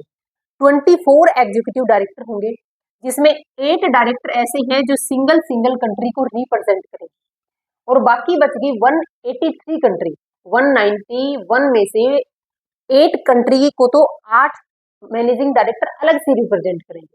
अब 191 में से अगर 8 कंट्री निकल गई तो पीछे कितनी बच गई, 183 कंट्री। 183 कंट्री को रिप्रेजेंट करेंगे ये 16 डायरेक्टर। ये कंसेप्ट आपको अच्छे से करवा दिया, वहां से ध्यान देंगे। नेक्स्ट एमडी कौन है, एट प्रेजेंट आईएमएफ की एमडी कौन है, क्रिस्टलिना जॉर्जिवा है। और क्रिस्टलिना जॉर्जिवा की अपॉइंटमेंट कब हुई थी, 1 अक्टूबर 2019 से लेकर के 2024 तक थी। उसके बाद इन्हीं के टाइम पीरियड को दोबारा से रीअपॉइंट कर दिया, यानी एक बार के लिए ये जो एमडी बनते हैं 5 साल के लिए बनते हैं, उसके बाद में इनको रीअपॉइंट किया जाता है, या तो अदर पर्सन आ जाएगा या फिर इन्हीं का टाइम पीरियड और बढ़ा देंगे आगे। तो वापिस से इनको रीअपॉइंट कर दिया अप्रैल 2024 के अंदर। तो एट प्रेजेंट आईएमएफ की एमडी कौन है, क्रिस्टलिना जॉर्जिवा है। उनका सेकंड टाइम पीरियड स्टार्ट हो चुका है। तो ये मैंने कुछ फैक्ट और फिगर बताए हैं आईएमएफ के, इसी में और आगे नीचे नोट करना है।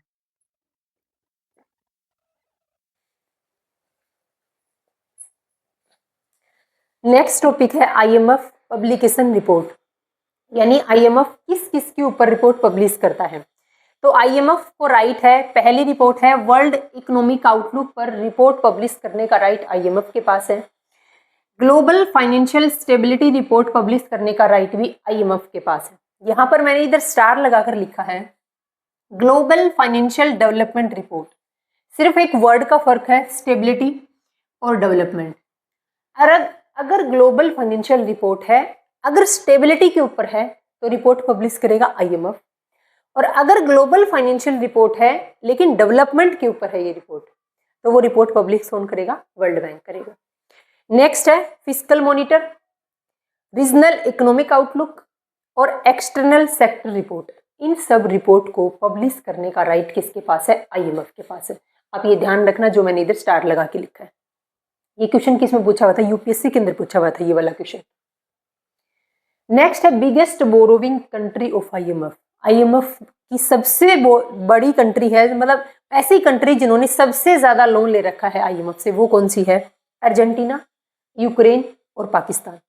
एट प्रेजेंट इंडिया का आईएमएफ से कोई लोन नहीं है, यानी इंडिया ने आईएमएफ से एट प्रेजेंट कोई भी लोन नहीं ले रखा। 1991 में जब एलपीजी लिबरलाइजेशन, प्राइवेटाइजेशन और ग्लोबलाइजेशन का दौर था, तो उस टाइम पर इंडिया ने आईएमएफ से लोन लिया था, लेकिन धीरे धीरे कंडीशन बेटर होती गई, और इंडिया ने आज मतलब थोड़े टाइम पहले इंडिया ने किसको, आईएमएफ को खुद फाइनेंस किया था। इंडिया ने फाइनेंस किया था आईएमएफ को। तो कंडीशन ये आ गई है, कहाँ हम नेगेटिव में चल रहे थे और बैलेंस बनाकर आज हम क्या है, बेटर पोजीशन में खड़े हैं। तो एट प्रेजेंट इंडिया ने आईएमएफ से कोई लोन नहीं ले रखा। दूसरा पॉइंट है बिगेस्ट बोरोविंग कंट्री कौन सी है आईएमएफ में, ये क्वेश्चन पूछा जा सकता है, अर्जेंटीना, यूक्रेन और पाकिस्तान। अब इसे नेक्स्ट देखो,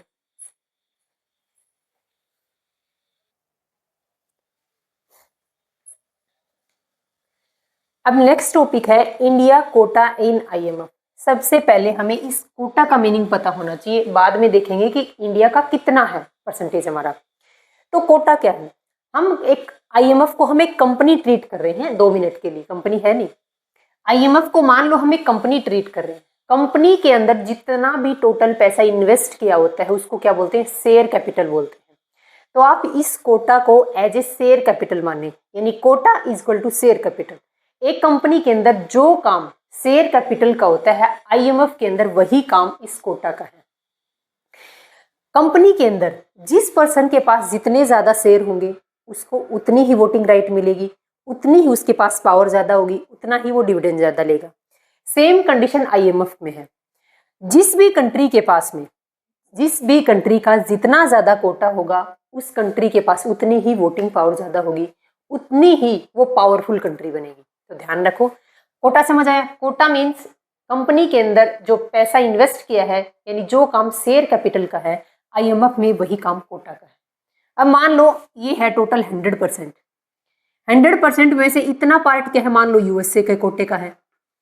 मान लो आईएमएफ के पास पैसा रखा हुआ है 100 करोड़, 100 करोड़ में से मान लो 20% यूएसए का है, 5% जापान का है, 5% यूके का है, रूस का है, चाइना का है, इंडिया का है, रसिया का है। तो इस तरीके से क्या है, 100% में से टोटल जितना भी पैसा इन्वेस्ट है आईएमएफ के पास, जितना भी फंड है, उस फंड में 100% में से देखेंगे कि 100% में हर एक कंट्री का कितना हिस्सा है। जितना हिस्सा जिस कंट्री का होगा उसी को हम कोटा बोलते हैं। ये समझ आए। अब देखो हाईएस्ट कोटा किसका है, आईएमएफ के अंदर हाईएस्ट कोटा है यूएसए का 17.42%। अगर एक बिल्कुल इजी लैंग्वेज में बोलूं तो जैसे कंपनी के अंदर एक जो शेयर होल्डर है उसका पैसा होता है कि इसने 10% पैसा इन्वेस्ट किया है, इसने 20% पैसा इन्वेस्ट किया है, वही सेम काम आईएमएफ के अंदर यूएसए ने जो इन्वेस्टमेंट कर रखी है, यूएसए ने जो पैसा अपना वहां पर जमा करवा रखा है, वो कितना है, 17.42% है टोटल का। तो क्वेश्चन पूछा जाता है कि हाईएस्ट कोटा किसका है आईएमएफ के अंदर, तो वो किसका है, यूएसए का है 17.42%। सेकंड नंबर पे है जापान का 6.47%। यानी यूएसए क्या है, यूएसए हर जगह पावरफुल है, हर जगह इसने अपना डोमिनेट बना रखा है, हर जगह अपनी जो पावर है, जो इकोनॉमिक पावर है उसको दिखाता है। नेक्स्ट को छोड़ो, आप फर्स्ट को याद रखना और सेकंड को। उसके बाद देखो एट्थ नंबर पर कौन आती है, अपने आता है प्यारा भारत, और उसका कोटा कितना है 2.75।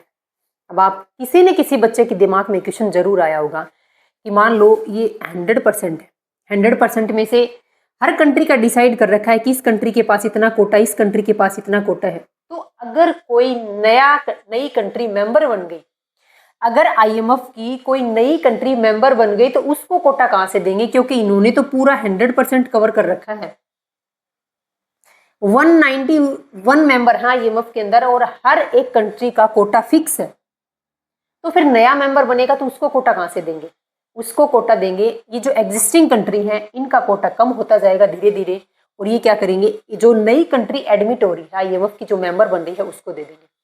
जिस तरीके से हम पार्टनरशिप में पढ़ते हैं कि जैसे ही कोई नया पार्टनर पार्टनरशिप फर्म में एंट्री करता है, तो जो एग्जिस्टिंग पार्टनर है वो अपने प्रॉफिट का कुछ पार्ट क्या देते हैं, नए पार्टनर को देते हैं। वही सेम काम इसमें है।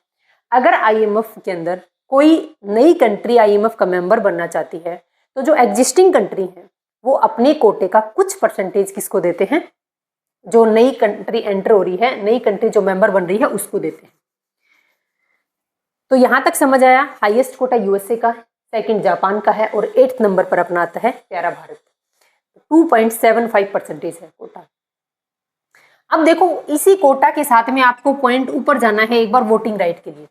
अब एक पॉइंट नोट करना जो काफी इंपॉर्टेंट है, क्योंकि आईएमएफ के अंदर इस कोटे का बहुत रोल है। बहुत रोल कैसे है कि कोटा के बेस पर ही वोटिंग पावर होती है, कोटा के बेस पर ही वोटिंग राइट डिसाइड किया जाएगा कि एक कंट्री को कितने वोट मिलेंगे। अब ये यूएसए है, यूएसए का कोटा आईएमएफ के अंदर 17.42% है। जितना ज्यादा कोटा होगा वोटिंग राइट उतनी ही ज्यादा होगी।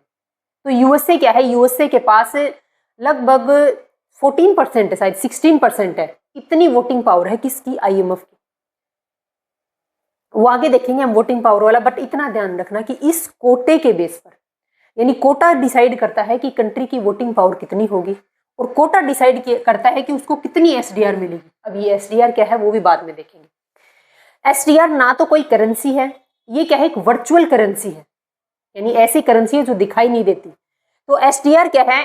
एसडीआर आईएमएफ इशू करती है, आईएमएफ जारी करती है अपनी मेंबर कंट्री को। वो बाद में देखेंगे क्या है एसडीआर क्या नहीं, बट अभी इतना ध्यान रखना, इसी कोटे के बेस पर डिसाइड किया जाता है कि एक कंट्री की वोटिंग पावर कितनी होगी, और इसी कोटे के बेस पर आईएमएफ ये डिसाइड करेगा कि मैं मेंबर कंट्री को कितनी एसडीआर अलॉट करूं। बस इतना याद रखना।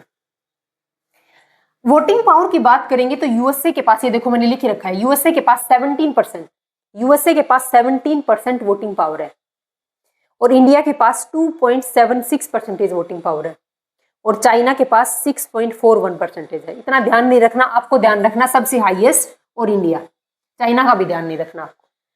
तो 17% वोटिंग राइट अकेले यूएसए के पास में है। क्यों है यूएसए के पास ऐसा? क्योंकि यूएसए का कोटा भी तो हाईएस्ट है, क्योंकि कोटा के बेस पर ही वोटिंग पावर डिसाइड होती है। अभी मैंने गलत नहीं लिखा, ये पूरी 17% है, ये इनका परसेंटेज निकालने का तरीका अलग है, उतना हमें डीप में नहीं जाना, बट इतना ध्यान रखना आईएमएफ का कोटा है 17.42 एट प्रेजेंट आज तक, और यूएसए की वोटिंग पावर कितनी है? 17% है। इंडिया की 8वें नंबर पर रैंक है कोटे के अंदर, और 2.75% है, और अगर वोटिंग पावर की बात करेंगे 2.76% उसके पास वोटिंग पावर है। यहां पर वन कंट्री वन वोट वाला कंसेप्ट खत्म है, यानी एक कंट्री एक वोट डालेगी ऐसा नहीं है। कंट्री वोट डालेगी लेकिन अपने कोटे के अकॉर्डिंग डलेगा। वोट कैसे डलेगा? वोट डलता इस कोटे के अकॉर्डिंग। देखो मैंने इधर लिखा है कि कोटा के बेस पर ही वोटिंग पावर डिसाइड होती है, और कोटा के बेस पर ही डिसाइड होता है कि आईएमएफ अपनी मेंबर कंट्री को कितने एसडीआर अलॉट करेगा। नेक्स्ट पॉइंट देखो, अब आईएमएफ कोटा ऑफ इंडिया। आप सबको पता है कि आईएमएफ के अंदर इंडिया का कितना कोटा है? 2.75%। ये ध्यान रखने हैं ये परसेंटेज आपको। अब देखो इतना परसेंटेज है, मान लो एक तरीके से जैसे मैंने आपको कंपनी वाला एग्जांपल दिया था कि उस कंपनी में हमने कितना पैसा इन्वेस्ट कर रखा है? 2.75%। परसेंटेज भी छोड़ो, मान लो 2.75 रुपीज हमने कंपनी के अंदर पैसा इन्वेस्ट कर रखा है। अब ये पैसा किस फॉर्म में जाएगा? आईएमएफ ये 2.75 रुपए लेगा, लेकिन ये किस फॉर्म के अंदर लेगा? ये क्या वो गोल्ड के अंदर लेगा? क्या वो एसडीआर के अंदर लेगा? क्या वो डॉलर के अंदर लेगा? या वो रुपीज में लेगा? तो अब देखो इंडिया का जो 2.75% कोटा है आईएमएफ के अंदर, वो ये पैसा देगा कैसे? 2.75% कोटा देना कैसे इंडिया को? इस 2.75 का 75% तो जाएगा इंडिया की खुद की करेंसी, और इस 2.75 का 25% जाएगा गोल्ड, डॉलर और एसडीआर के फॉर्म में। क्या बोला गया मैंने? जैसे मान लो एक कंपनी के अंदर हमें 275 रुपए लगाने हैं, तो 275 रुपए में से 275 का 75% तो जाएगा इंडियन करेंसी में, और 275 का 25% किस में जाएगा? गोल्ड, एसडीआर और डॉलर में। इन दोनों में से आप किसी में भी करवा सकते हो सबमिट। तो समझ आया? ये कोई इंडिया के लिए रेशो नहीं है, ये आईएमएफ ने हर कंट्री के लिए रेशो डिसाइड कर रखा है कि जो भी कंट्री आईएमएफ का मेंबर बनना चाहती है, मेंबर बनने से पहले उसको क्या करना पड़ेगा?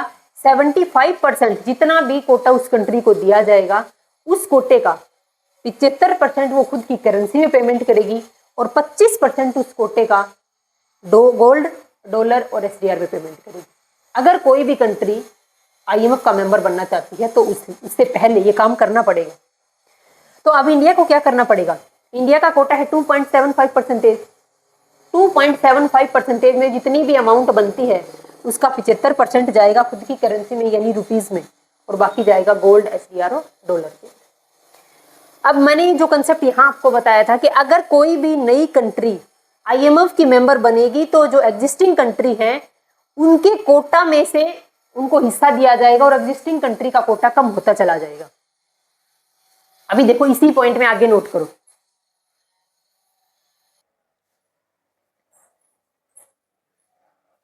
अब नेक्स्ट पॉइंट अपने पास, चेंज इन एक्सचेंज रेट। आप सभी को पता है कि अगर एक्सचेंज रेट में चेंज करना है, यानी एक्सचेंज रेट का मतलब है कि $1 इक्वल टू, मान लो एट प्रेजेंट लगभग 88-89 के आसपास चल रहा है, तो हम अप्रोक्सीमेट 19 रुपीज लेते हैं। तो एक करेंसी को दूसरी करेंसी में चेंज करना क्या है? एक्सचेंज रेट कहलाता है। यानी $1 90 रुपए के बराबर है, 90 इंडियन रुपीज के बराबर है। तो अगर हम एक्सचेंज रेट में चेंज करना चाहते हैं, इट मीन्स यानी $1 मान लो 120 रुपए के बराबर या फिर $10 की वैल्यू हो जाए मान लो 90 रुपए के बराबर। तो इस तरीके से यानी अगर एक्सचेंज रेट में चेंज करना है तो चेंज करने से पहले आईएमएफ से परमिशन लेनी पड़ेगी। थोड़ा बहुत माइनर चेंज करते हैं तो कोई ज़रूरत नहीं है। अगर मान लो हम कोई छोटा मोटा काम करते हैं, जैसे बेसिक एग्जांपल घर से ले, अगर अपन कोई छोटा मोटा काम करते हैं मार्केट से कोई 10 रुपए का, तो परमिशन पेरेंट्स से नहीं लेते, हम ले आते हैं। लेकिन अगर 1000 रुपये, अगर 500 700 800 1000 रुपये की चीज़ ले और अगर घर वालों को नहीं बताया तो मार तो पड़नी है। वैसा ही सेम केस आईएमएफ में है।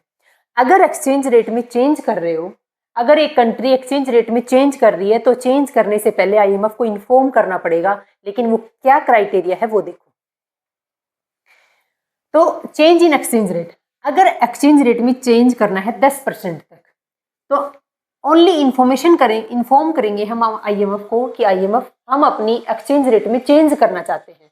सिर्फ आईएमएफ को इन्फॉर्मेशन देंगे, कुछ परमिशन लेंगे नहीं, सिर्फ हम इन्फॉर्म कर रहे हैं, यानी कंट्री इन्फॉर्म करेगी आईएमएफ को कि हम हमारी एक्सचेंज रेट में चेंज करना चाहते हैं। ठीक है, लेकिन अगर आप 10 से लेकर 20% तक अपनी एक्सचेंज रेट में चेंज करना चाह रहे हो तो परमिशन लेनी पड़ेगी आईएमएफ से।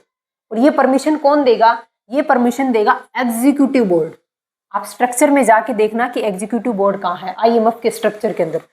एग्जीक्यूटिव बोर्ड से आपको परमिशन लेनी पड़ेगी। लेकिन अगर आप 20% से ज़्यादा अगर एक्सचेंज रेट में चेंज करना चाहते हो तो अब तो बात तो बहुत बड़ी है। तो आईएमएफ के 2/3 मेंबर के द्वारा परमिशन लेनी पड़ेगी। और ये परमिशन कहाँ से मिलेगी आपको? ये मिलेगी बोर्ड ऑफ गवर्नर से, यानी सबसे टॉप मोस्ट बॉडी से आपको परमिशन लेनी पड़ेगी। इसे यहाँ तक समझ आए? अब देखो एक वर्ड यहाँ पर यूज कर रखा है ट्रांचे। अब ट्रांचे का मीनिंग, सबसे पहले तो हम इस ट्रांचे का मीनिंग पता होना चाहिए। जब मेंबर कंट्री आईएमएफ से लोन लेती हैं तो उस लोन को हम क्या बोलते हैं? ट्रांचे बोलते हैं। ये ट्रांचे दो तरीके का होता है, एक तो रिजर्व ट्रांचे और एक होता है क्रेडिट ट्रांचे। अब देखो रिजर्व का मतलब है कि कोई मनी हमने रिजर्व करके रख रखी है, हमने अलग से निकाल के रख रखी है। क्या आपने, यानी क्या कोई भी मेंबर कंट्री जो आईएमएफ की मेंबर कंट्री है, आईएमएफ की मेंबर कंट्री ने क्या कुछ पैसा आईएमएफ के पास रखा है? आंसर आएगा हाँ। कहाँ रखा है बताओ आप? कोटा में। बिल्कुल सही आंसर। ट्रांचे क्या कहलाता है कि आईएमएफ के द्वारा मेंबर कंट्री को जो लोन प्रोवाइड किया जाता है उसको हम क्या बोलते हैं? ट्रांचे बोलते हैं। और ये लोन क्या है? रिजर्व ट्रांचे और क्रेडिट ट्रांचे के रूप में दिया जाता है। रिजर्व ट्रांचे का मतलब है कि आईएमएफ अपनी मेंबर कंट्री को लोन दे रही है, सिर्फ मेंबर कंट्री को लोन देती है आईएमएफ, अपनी मेंबर कंट्री को लोन दे रही है। और लोन कहाँ तक दे रही है? रिजर्व तक, यानी जितना अमाउंट, जितना पैसा उस मेंबर कंट्री ने कहाँ डाल रखा है? आईएमएफ में डाल रखा है। किसकी फॉर्म में? कोटा के फॉर्म में। इसीलिए मैंने आपको बोला था कि जो लोन मिलता है ना, जो वोटिंग पावर है, जो वोटिंग राइट है, जो एसडीआर है, वो किसके ऊपर डिपेंड करते हैं? कोटा पे डिपेंड करते हैं। अब देखो ये जो लोन मिल रहा है ये भी काफी हद तक कोटा पर डिपेंड कर रहा है। देखो कैसे। रिजर्व ट्रांचे कौन सा लोन कहलाता है? ये रिजर्व ट्रांचे वो ट्रांचे है, वो लोन है, अपनी कोटा तक अगर लोन लिया किसी कंट्री ने तो उससे आईएमएफ से विदाउट परमिशन हम लोन ले सकते हैं। ठीक पॉइंट है। अब इसी का आगे मैंने यहाँ मेंशन किया है कि अगर हम जितना हमारा कोटा है उस कोटा का अगर हम 25% तक लोन ले रहे हैं तो उसको हम बोलते हैं गोल्ड ट्रांचे। और अगर हमारा जितना कोटा है उस कोटे का 25 से लेकर के अगर 100% तक, यानी जितना हमने रिजर्व कर रखा था, जितना हमारा कोटा था, उतनी अमाउंट अगर हम लोन के फॉर्म में ले रहे हैं तो वो कहलाता है रिजर्व ट्रांचे। इसको रिजर्व मतलब 100% पूरा पैसा पूरा ले लिया हमने, जितना हमने कोटा में रखा हुआ था, आईएमएफ में रखा हुआ था, वो पैसा हमने सारा निकाल लिया, लोन की फॉर्म में ले लिया आईएमएफ से। अब ये बताओ आईएमएफ के पास पैसा कहाँ से आता है? आईएमएफ के पास पैसा आता है उसकी मेंबर कंट्री से। और वो पैसा किस में लेती है? कोटा में लेता है। हर कंट्री का कोटा डिसाइड है। जैसे इंडिया का कोटा है 2.75, तो ये क्या है? ये कोटा डिसाइड कर रखा है 2.76, सॉरी 2.76 इंडिया का कोटा है। यूएसए का अलग है, जापान, जर्मनी, फ्रांस, सबका अपना अपना कोटा है। उस जितना कोटा होगा उतना ही मनी आईएमएफ के अंदर उन कंट्री का मिलेगा। वो कोटा किस फॉर्म में जाता है? तो मैंने बता दिया था आपको, 2 फॉर्म में जाएगा कोटा। एक तो कंट्री की खुद की करेंसी और दूसरा जाता है या तो गोल्ड, या तो एसडीआर और या तो डॉलर। अब जो मैंने आपको बता रही थी ट्रांचे का मतलब क्या है? आईएमएफ अपनी मेंबर कंट्री को जो लोन दे रही है वो क्या कहलाता है? ट्रांचे। एक होता है रिजर्व ट्रांचे, एक होता है क्रेडिट ट्रांचे। जितना हमारा कोटा था, अगर हम कोटा तक ही लोन ले रहे हैं तो आईएमएफ से परमिशन लेने की रिक्वायरमेंट नहीं है। हम इन्फॉर्म कर देंगे कि भैया ना कि हमें लोन चाहिए, आईएमएफ लोन दे देगा। अगर कोटे का 25% तक लोन ले रहे हैं तो गोल्ड ट्रांचे कहलाता है, और अगर कोटे का 25 से लेकर के 100% तक लोन ले रहे हैं तो रिजर्व ट्रांचे कहलाता है। और इस तरीके के लोन लेने के लिए हमें पहले परमिशन लेनी पड़ेगी आईएमएफ। दूसरा कहलाता है, अब देखो कोटे तक पूरा हो चुका, हमारा कोटा यहाँ कंप्लीट हो चुका है 100%। अब देखो इससे ऊपर का क्रेडिट ट्रांचे। क्रेडिट ट्रांचे के लिए पहले हमें प्रायर अप्रूवल लेनी पड़ेगी आईएमएफ से, ठीक है। कोटा से ज्यादा अगर लोन ले लिया तो वो क्या कहलाता है? क्रेडिट ट्रांचे है। दोबारा से बताती हूँ, रिजर्व ट्रांचे का मतलब है कि जितना हमारा कोटा था, जितना इंडिया का कोटा आईएमएफ के अंदर है, हमने कोटा तक अगर लोन लिया है, हमने अगर कोटा तक लोन लिया है, 100% ले लिया, जितना कोटा था उतना लोन ले लिया, तो उसको बोलते हैं रिजर्व ट्रांचे। लेकिन अगर हम उससे ज्यादा लोन लेना चाहते हैं तो क्या कहलाएगा? तो कहलाएगा क्रेडिट ट्रांचे। उसमें हम अगर 100% से लेकर के 200% तक लोन लेने, जितना हमारा कोटा था, कोटा से 100% था कोटा, उससे ऊपर अगर हम 200% तक लोन ले रहे हैं, और एक होता है 100 और एक होता है 200 से ऊपर ले रहे हैं। अगर हम 100 से लेकर 200% तक लोन ले रहे हैं उसको बोलते हैं क्रेडिट ट्रांचे, और अगर 200% से ऊपर लोन ले रहे हैं तो उसको हम बोलते हैं फंडामेंटल डिसइक्विलिब्रियम। यहाँ तक समझ आया?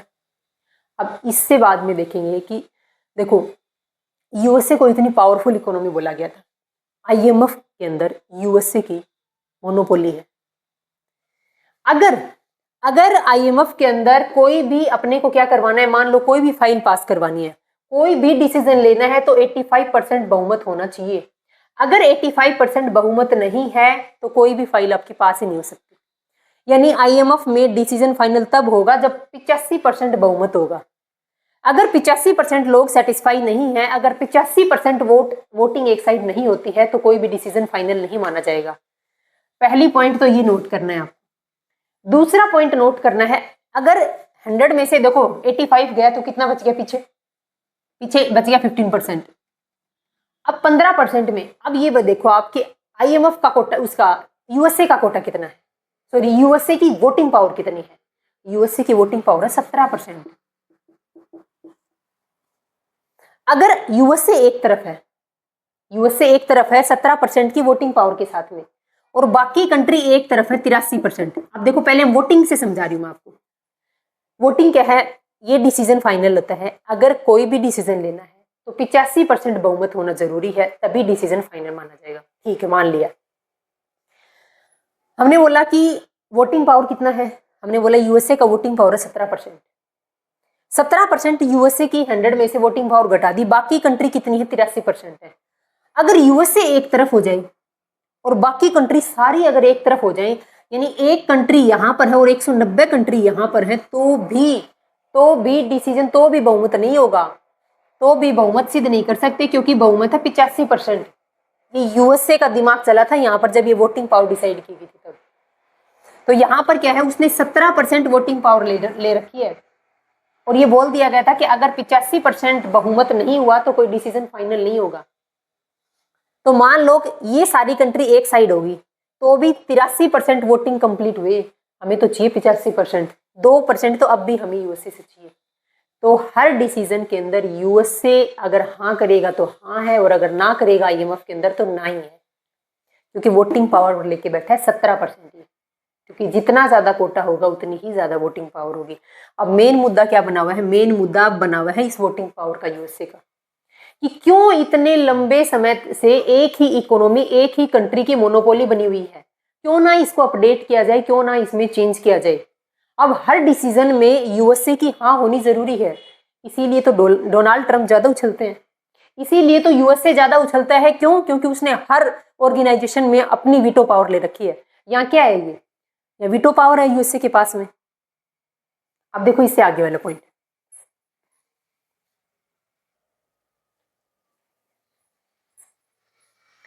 अब मैंने लास्ट स्लाइड में आपको बताया था कि यूएसए के पास में क्या है, वीटो पावर है।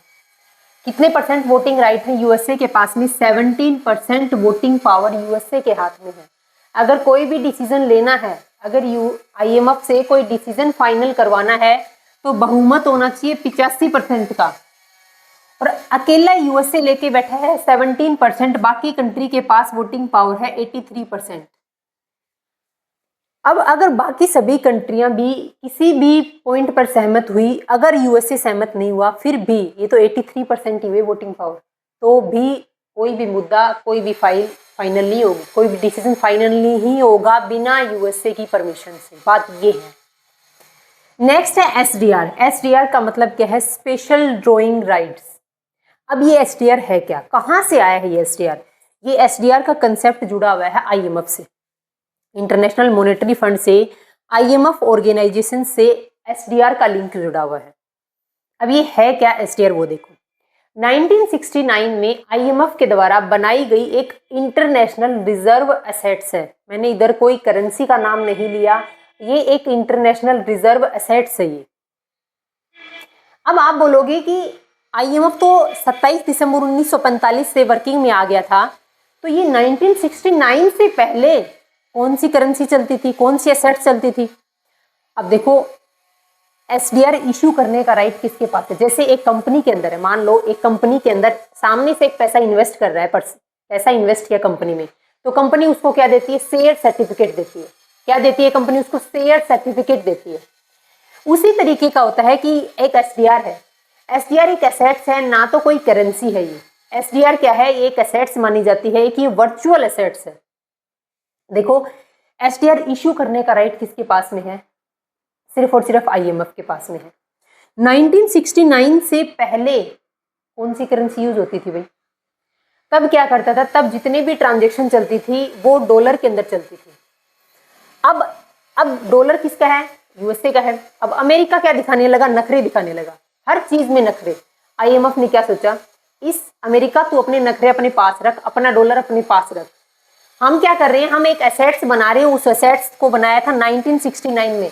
तो 1969 से पहले अगर कोई ट्रांजेक्शन करनी होती थी कंट्री के साथ में IMF को, तो वो होती थी डॉलर के फॉर्म में। लेकिन अब क्या हो गया? अब उसने अपनी एक SDR बना ली, अपनी एक एसेट्स बना ली, और ये अपनी मेंबर कंट्री को क्या करता है? इशू करता है IMF। तो 1969 से पहले जहां पर अब SDR यूज होता है, वहां पर SDR की जगह पहले डॉलर यूज होता था। अब देखो SDR है क्या। 1969 में IMF के द्वारा बनाई गई एक इंटरनेशनल रिजर्व एसेट्स है। SDR ना तो एक करेंसी है और ना ही कोई क्लेम है IMF के ऊपर। अब मान लो कोई मेंबर कंट्री IMF के पास लेकर पहुंच गई SDR कि मुझे क्लेम करो, नहीं, कोई क्लेम नहीं है, कोई करेंसी नहीं है। अब तो फिर है क्या ये? देखो, लेकिन ये 5 मेन करेंसी जो सबसे टॉप करेंसी है वर्ल्ड के अंदर, उन टॉप करेंसी की क्या है? एक टोकरी है। यानी एक टोकरी ली गई और उस टोकरी के अंदर सबसे टॉप करेंसी डालेगी। कौन कौन सी करेंसी है वो भी बताऊंगी, बट इतना ध्यान रखना, ये SDR क्या है? 5 जो मेन करेंसी है, उन मेन करेंसी की एक टोकरी है। इस SDR को किस नाम से जानते हैं? Special drawing right, paper gold, basket currency, virtual currency और आर्टिफिशियल करेंसी। इसको पेपर गोल्ड कहा गया। इसको बास्केट करेंसी क्यों कहा गया? क्योंकि एक बास्केट के अंदर 5 करेंसी रखी हुई है और इन करेंसी को इक्वल रखा गया है SDR के बराबर। वर्चुअल करेंसी है, आभासी करेंसी है, दिखाई नहीं देती ऐसी करेंसी, जैसे सिक्के नोट दिखाई देते हैं ऐसे दिखाई नहीं देने वाली करेंसी है। Artificial currency SDR allot by IMF। Note करना ये पॉइंट कि SDR अलॉट कौन करता है? IMF करती है और अपनी मेंबर कंट्री को अलॉट करती है। ओनली अपनी मेंबर कंट्री को ही अलॉट करेगी। क्या अलॉट करेगी?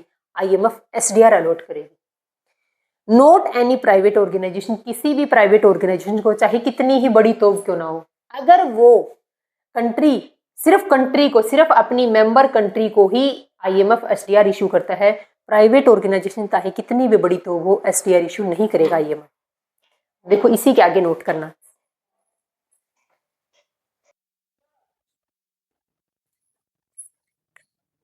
अब देखें हम बास्केट ऑफ करेंसी को, कितनी करेंसी है बास्केट ऑफ करेंसी के अंदर, यानी SDR की वैल्यू डिसाइड होती है इस बास्केट के ऊपर, इस मटके के बेस पर।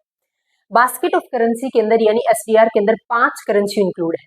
पहली है US डॉलर, यूरो, चाइना की रेनमिनबी, जापानीज येन, और ब्रिटिश पाउंड, ये पांचों करेंसी क्या डिसाइड करती हैं? एसडीआर की वैल्यू डिसाइड करती है। अब डॉलर की वैल्यू क्या फिक्स रहती है? यूरो की वैल्यू फिक्स रहती है? पाउंड स्टर्लिंग इनकी वैल्यू क्या फिक्स रहती है? नहीं रहती। जैसे जैसे इनकी वैल्यू में एक्सचेंज होता रहता है, अप डाउन होता रहता है, वैसे वैसे एसडीआर की वैल्यू भी अप डाउन होती रहती है, क्योंकि एसडीआर की वैल्यू इन पांचों करेंसी के बेस पर डिसाइड की जाती है। बास्केट रिवाइव किया जाता है, रिवाइज किया जाता है हर 5 साल के अंदर, यानी हर 5 साल बाद में रिवाइज किया जाएगा कि क्या कोई कंट्री की करेंसी ऐसी है जो इस बास्केट के अंदर ऐड हो सके, तो उसको ऐड कर दिया जाएगा, और नहीं तो ये पांचों करेंसी है ही। इन पांचों करेंसी के स्टार्टिंग में थी? नहीं, ऐसा नहीं। जैसे जैसे जिस जिस कंट्री की करेंसी स्ट्रोंग होती गई, स्ट्रोंग करेंसी कैसे होगी? जिस कंट्री का एक्सपोर्ट ज्यादा अच्छा होगा, जिस कंट्री की इकोनॉमी ज्यादा डेवलप्ड होगी, वो कंट्री क्या आ जाएगी? ऑटोमेटिकली उसकी जो करेंसी है वो करेंसी पॉपुलर होगी, और पॉपुलर होगी तो स्ट्रोंग होगी, स्ट्रोंग होगी तो एसडीआर की इस टोकरी में आ जाएगी। तो बास्केट, ये जो करेंसी है पांचों, ये जो पूरी बास्केट है, ये कब रिवाइज की जाती है? हर 5 साल में एक बार इसको रिवाइज किया जाता है। आईएमएफ लोन प्रोवाइड करता है अपनी मेंबर कंट्री को, तो इसी एसडीआर में देता है। जब आईएमएफ लोन देता है अपनी मेंबर कंट्री को, तो क्या डॉलर में देता है? तो क्या रुपीस में देता है? नहीं, वो किसकी फॉर्म में अलॉट करता है? एसडीआर की फॉर्म में अलॉट करता है। नेक्स्ट पॉइंट है कि फॉरेक्स रिजर्व है। अब देखो, अब समझने का काफी इंपॉर्टेंट पॉइंट है, ध्यान से समझना है इसको। देखो, ये फॉरेक्स रिजर्व है। ये फॉरेक्स रिजर्व रखता कौन है? ये फॉरेक्स रिजर्व आरबीआई के द्वारा मेंटेन किया जाता है। इस फॉरेक्स रिजर्व में पहली बात तो ये रखता तो आरबीआई है, लेकिन क्यों रखता है? अपनी जो इंटरनेशनल लाइबिलिटी है, जो इंटरनेशनल लेवल की ऑब्लिगेशन है, उन ऑब्लिगेशन की पेमेंट करने के लिए ये फॉरेक्स रिजर्व रखा जाता है। अब इसके अंदर कुछ फॉरेन करेंसी रखी जाती है, डॉलर है, यूरो है, जापानीज येन है, पाउंड है, स्टर्लिंग है। तो ये करेंसी, ये फॉरेन करेंसी इस फॉरेक्स रिजर्व में रखी रहती है। हमने मान लो यूएसए से ट्रेड किया, हमें पेमेंट किस में करनी पड़ेगी? डॉलर में। हमने मान लो ब्रिटिश से ट्रेड किया, पेमेंट करनी पड़ेगी किसमें? पाउंड में। हमने चाइना से ट्रेड किया, पेमेंट किसमें करनी पड़ेगी? रेनमिनबी में। अब हर कंट्री की करेंसी, लगभग जो पॉपुलर करेंसी है वो हर कंट्री के पास में होती है। तो हम बात कर रहे हैं इंडिया की। इंडिया के रिजर्व बैंक ऑफ इंडिया के द्वारा, यानी सेंट्रल बैंक के द्वारा फॉरेक्स रिजर्व रखा जाता है। इस फॉरेक्स रिजर्व में क्या क्या चीज रखी होती है? गोल्ड रखा होता है, एसडीआर रखी होती है। ये कौन सा एसडीआर है? ये वही एसडीआर है जो आईएमएफ ने अलॉट किया है। ये वही एसडीआर है जो आईएमएफ ने अपनी मेंबर कंट्री को कोटा के बेस पर अलॉट किया था। ये वही एसडीआर है, ये वही स्पेशल ड्रॉइंग राइट्स है। फॉरेन करेंसी रखी होती है, डॉलर है, यूरो है, जापानीज येन है, पाउंड है, स्टर्लिंग है, ये सारी करेंसी भी रखी होती है हमारे पास, और रिजर्व ट्रांजिट पोजीशन भी रखी होती है। बात यह है कि ये रखता कौन है? रिजर्व बैंक ऑफ इंडिया अपने पास रखता है।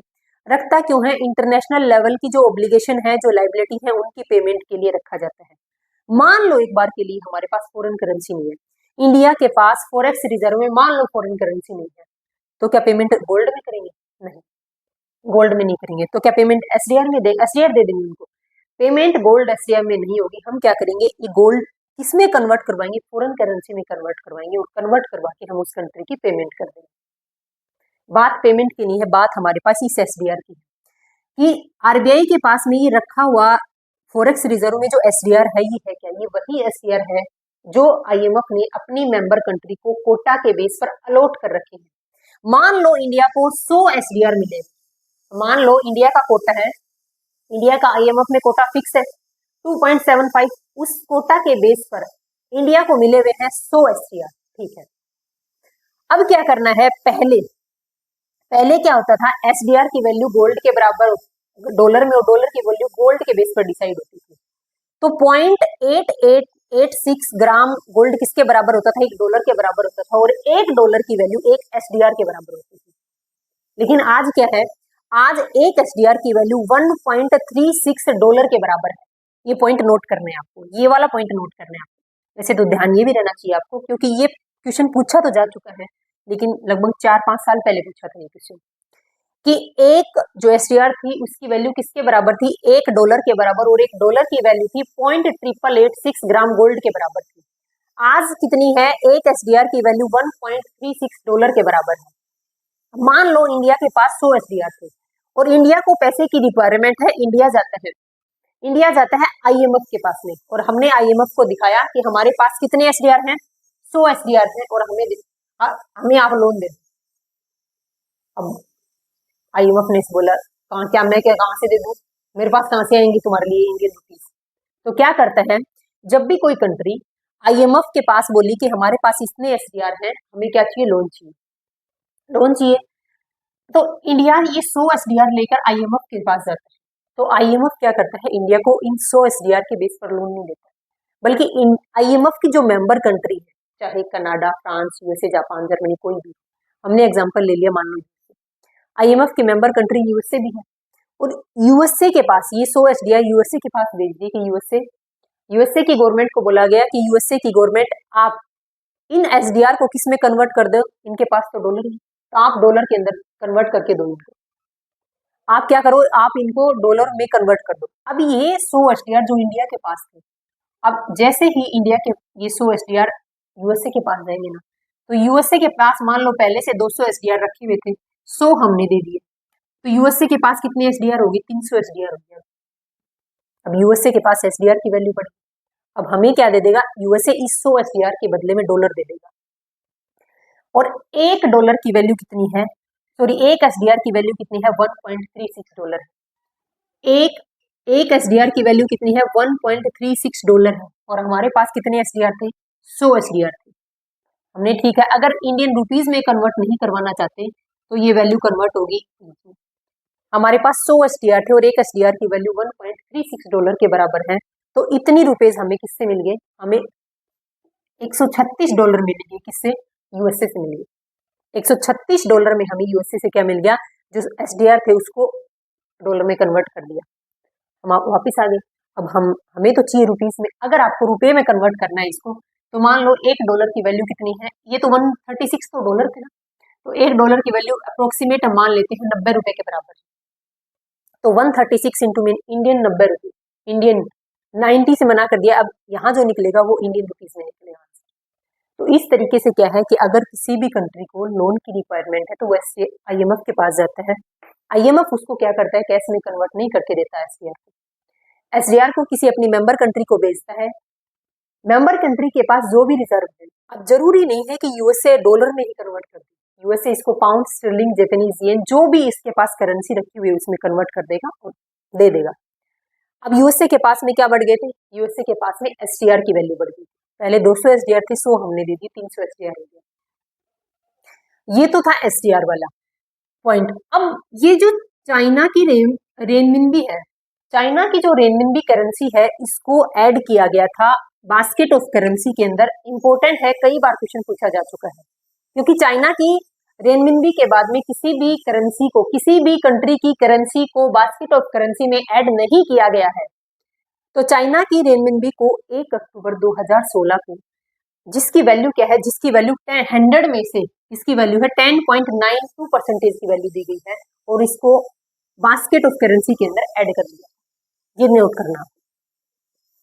अब जो एसडीआर की वैल्यू है वो चेंज होती रहती है। एसडीआर की वैल्यू फ्लक्चुएट क्यों होती रहती है, क्योंकि मार्केट फ्लक्चुएट करता है, मार्केट फ्लक्चुएट करता है तो हर करेंसी की जो वैल्यू होती है वो फ्लक्चुएट करती है। क्या $1 पहले कितना था, $1 लगभग 70 रुपए के बराबर था, आज $1 लगभग 90 रुपए के आसपास हो गया। क्यों हो गया, क्योंकि मार्केट फ्लक्चुएट कर रहा है, करेंसी की वैल्यू भी चेंज हो रही है। तो जब इन करेंसी की, डॉलर की, यूरो की, रेनमिनबी की, येन की, पाउंड की, जब इन करेंसी की वैल्यू चेंज हो रही है और इन्हीं करेंसी की वैल्यू के बेस पर एसडीआर की वैल्यू डिसाइड होती है। तो देखो पहले $1 एक एसडीआर के बराबर, बट आज एक एसडीआर की वैल्यू $1.36 के बराबर है। क्यों, क्योंकि करेंसी क्या कर रही है, फ्लक्चुएट कर रही है। तो एसडीआर की वैल्यू चेंज होती रहती है। एसडीआर की ट्रेडिंग नहीं होती कभी भी, एसडीआर की कभी ट्रेडिंग नहीं की जाती है, कभी भी मार्केट में इसको बाय और सेल नहीं किया जाता है, एज ए कोलेटरल सिक्योरिटी रखा जाता है।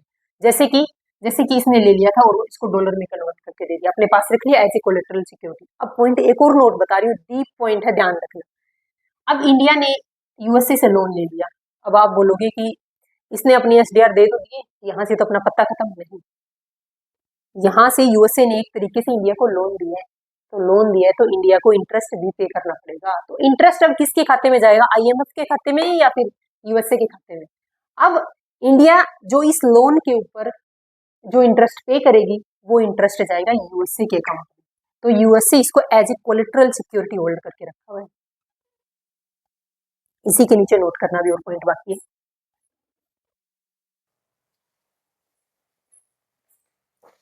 अब नेक्स्ट टॉपिक अपने पास है condition for inclusion of any currency in basket.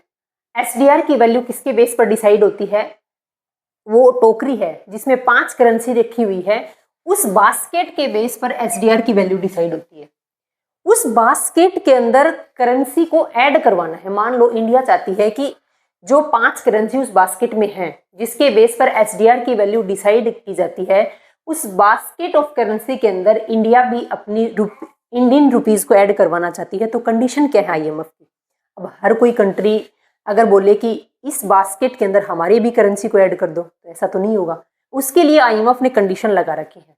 पहली कंडीशन है कि जो कंट्री अपनी करेंसी को उस बास्केट में रखवाना चाहती है उसके लिए सबसे पहले आपको आईएमएफ का मेंबर बनना होगा। मान लो इंडिया बोलती है कि मैं तो आईएमएफ का मेंबर हूं। दूसरी कंडीशन क्या लगा दी कि currency to be freely usable होनी चाहिए। फ्रीली यूजेबल का मतलब है कि मार्केट के अंदर उस करेंसी के पास पावर होनी चाहिए। जैसे यूएस डॉलर है। अब यूएस डॉलर क्या है? यूएस डॉलर एक पावरफुल करेंसी है। चाहे हम कंट्री किसी भी कंट्री से ट्रेड कर रहे हैं तो जनरली चलता क्या है? डॉलर ही चल रहा है। हाल फिलहाल के अंदर एसडीआर की उस टोकरी के अंदर, जो बास्केट ऑफ करेंसी की जो टोकरी है उसके अंदर जो चाइना की करेंसी है रेनमिनबी, उसको ऐड किया गया है। तो क्यों ऐड किया गया? 2016 की बात है जब चाइना की करेंसी को ऐड किया गया। रीजन ये है कि क्यों ऐड किया गया चाइना को। पहली बात तो चाइना आईएमएफ की मेंबर कंट्री है। दूसरी, चाइना की जो करेंसी है वो फ्रीली यूजेबल हो गई है। क्योंकि चाइना ट्रेड काफी करता है, क्योंकि चाइना एक्सपोर्ट ज़्यादा करता है और जिस कंट्री का एक्सपोर्ट जितना ज़्यादा होगा उस कंट्री के पास में फॉरेन रिजर्व उतने ही ज़्यादा अच्छे होंगे, उस कंट्री की इकोनॉमिक पावर उतनी ही बेस्ट होगी और उस कंट्री की जो करेंसी है उसका फ्लो क्या होगा? उतना ही ज़्यादा अच्छा होगा, यानी वो पॉपुलर करेंसी बनेगी। तो कहने के बात है कि आईएमएफ ने बोला कि हम आपकी करेंसी को बास्केट के अंदर ऐड करेंगे अगर आप आईएमएफ के मेंबर हो और आपकी कंट्री की जो करेंसी है वो फ्रीली मूवेबल हो रही है, यानी इतनी पॉपुलर है कि कोई भी कंट्री आपकी करेंसी को फ्रीली एक्सेप्ट भी कर देती है और क्या देती है? सेल भी कर देती है। यानी जो नॉर्मली एक्सेप्टेबल हो उस करेंसी को हम क्या करेंगे? बास्केट ऑफ करेंसी में ऐड कर लेंगे। तो अब जो टारगेट रखा गया था ना, इंडिया का जो बजट के अंदर टारगेट रखा गया था, तो टारगेट रखा गया है कि करेंसी को क्या बनाना है? जो इंडियन रुपीज है उसको ग्लोबल करेंसी बनाने का टारगेट रखा गया है। अब देखो, आईएमएफ लेंडिंग इंस्ट्रूमेंट या फिर इसको बोल सकते हैं type of finance by IMF. क्या मतलब है इसका? कि आईएमएफ की लेंडिंग इंस्ट्रूमेंट क्या है? आईएमएफ क्या करता है? अपनी मेंबर कंट्री 191 मेंबर कंट्री को क्या देता है? लोन देता है। अब लोन देने के इंस्ट्रूमेंट क्या है, यानी कितने तरीके से आईएमएफ अपनी मेंबर कंट्री को लोन देता है। दूसरा पॉइंट मैंने लिखा इधर, types of finance by IMF. IMF के द्वारा जो फाइनेंस दिया जाता है, यानी जो लोन दिया जाता है, वो लोन कितने तरीके से दिया जाता है? तो दोनों का मतलब एक ही है। अब देखो, आईएमएफ लोन प्रोवाइड करता है दो तरीके से, एक है कंसेशनल लैंडिंग और एक है non concessional lending. Concessional lending का मतलब है कि रियायती ऋण है।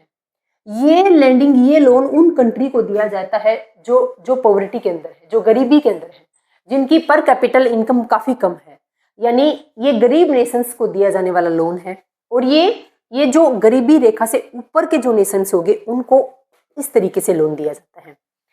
तो कंसेशनल लैंडिंग का मतलब है कि रियायती ऋण दे रहे हैं, यानी आईएमएफ अपनी मेंबर कंट्री को, यानी कौन सी मेंबर कंट्री? यहाँ पर जो गरीब नेशंस है, उन गरीब नेशंस को जब लोन देगा या तो रेट ऑफ इंटरेस्ट बिल्कुल कम रखेगा और या फिर बिल्कुल ही नहीं रखेगा, यानी 0% रेट ऑफ इंटरेस्ट के ऊपर आईएमएफ अपनी गरीब नेशंस को, अपनी गरीब मेंबर्स नेशंस को क्या देगा? लोन देता है। लोन 3 तरीके से दिए जाएंगे, extending credit facility, ECF, stand by credit facility और रैपिड क्रेडिट फैसिलिटी। अगर आपको छोटी सी हिंट दूं तो जहां पर ये क्रेडिट वर्ड मिलेगा ना, ये क्रेडिट वर्ड जिस भी फैसिलिटी के अंदर मिलेगा वो कौन सी फैसिलिटी होगी? वो गरीब नेशंस को आईएमएफ के द्वारा लोन प्रोवाइड करने की फैसिलिटी है। यानी जहां पर आपको एक्सटेंडेड क्रेडिट फैसिलिटी, देखो स्टैंड बाई इधर भी है और स्टैंड बाई इधर भी है, लेकिन यहाँ पर एग्रीमेंट वर्ड यूज हुआ है। अगर कहने का मतलब है कि अगर एक्सटेंडेड क्रेडिट फैसिलिटी हो, स्टैंड बाई क्रेडिट फैसिलिटी हो और चाहे रैपिड क्रेडिट फैसिलिटी हो, अगर क्रेडिट फैसिलिटी है इट मीन्स आईएमएफ के द्वारा अपने उन मेंबर नेशंस को लोन दिया गया है जो गरीब कैटेगरी के अंदर आते हैं। तो इसके अंदर अपन 3 तरीके से लोन प्रोवाइड करते हैं। अब कौन सा लोन कब देंगे और किस तरीके से देंगे वो हम नेक्स्ट स्लाइड में देखेंगे। नॉन कंसेशनल लैंडिंग के अंदर आते हैं, ये लोन उन नेशंस को दिए जाते हैं जिनकी कंडीशन अच्छी है, यानी जो गरीबी रेखा से ऊपर के हैं। तो आईएमएफ इंडिया को गरीब नेशंस की कैटेगरी में नहीं डाल रखा, तो इंडिया को इन तीनों कैटेगरी से, इन तीनों फैसिलिटी से लोन प्रोवाइड नहीं करता आईएमएफ कभी भी। ओके, नॉन कंसेशनल लैंडिंग है यानी गैर रियायती ऋण है, यानी यहाँ पर आईएमएफ लोन प्रोवाइड करता है तो उन नेशंस के ऊपर उनको लोन के ऊपर इंटरेस्ट पे करना पड़ेगा। तो उसके लिए 3 स्कीम है। 4 stand by agreement facility, extended fund facility, rapid finance instrument और प्रीकॉशनरी लिक्विडिटी लाइंस। तो इसमें कहीं पर क्रेडिट वर्ड यूज नहीं किया। अगर क्रेडिट वर्ड मिल गया इसका मतलब गरीब नेशंस को आईएमएफ के द्वारा लोन प्रोवाइड करने की फैसिलिटी है। यहाँ पर क्या है, क्रेडिट के अलावा अगर फैसिलिटी है। अब स्टैंड बाई एग्रीमेंट फैसिलिटी क्या है, एक्सटेंडेड फंड फैसिलिटी क्या है, रैपिड फाइनेंशियल फैसिलिटी क्या है, इनको हम अभी देखेंगे नेक्स्ट स्लाइड में। पहले तो आपको पता होना चाहिए कि कौन से लोन ऐसे हैं जो कंसेशनल लैंडिंग में आएंगे और कौन से लोन, कौन सी फैसिलिटी ऐसी हैं जो नॉन कंसेशनल लैंडिंग के अंदर आएंगी। तो इनको हमने 2 पार्ट में क्या कर दिया, क्लासीफाई कर दिया। आप ये नोट करो, हम देखते हैं नेक्स्ट स्लाइड में। हम इसका ध्यान रखना बस, स्टैंड बाई क्रेडिट फैसिलिटी है तो गरीब नेशंस के लिए लोन प्रोवाइड करने की स्कीम है। अगर स्टैंड बाई अरेंजमेंट फैसिलिटी है तो गरीब नेशन से ऊपर के जो नेशंस हैं जैसे इंडिया है, UK, USA, China, Japan, Germany, France, ऐसे नेशंस को प्रोवाइड करेंगे यहाँ से लोन। ठीक है, देखो आगे।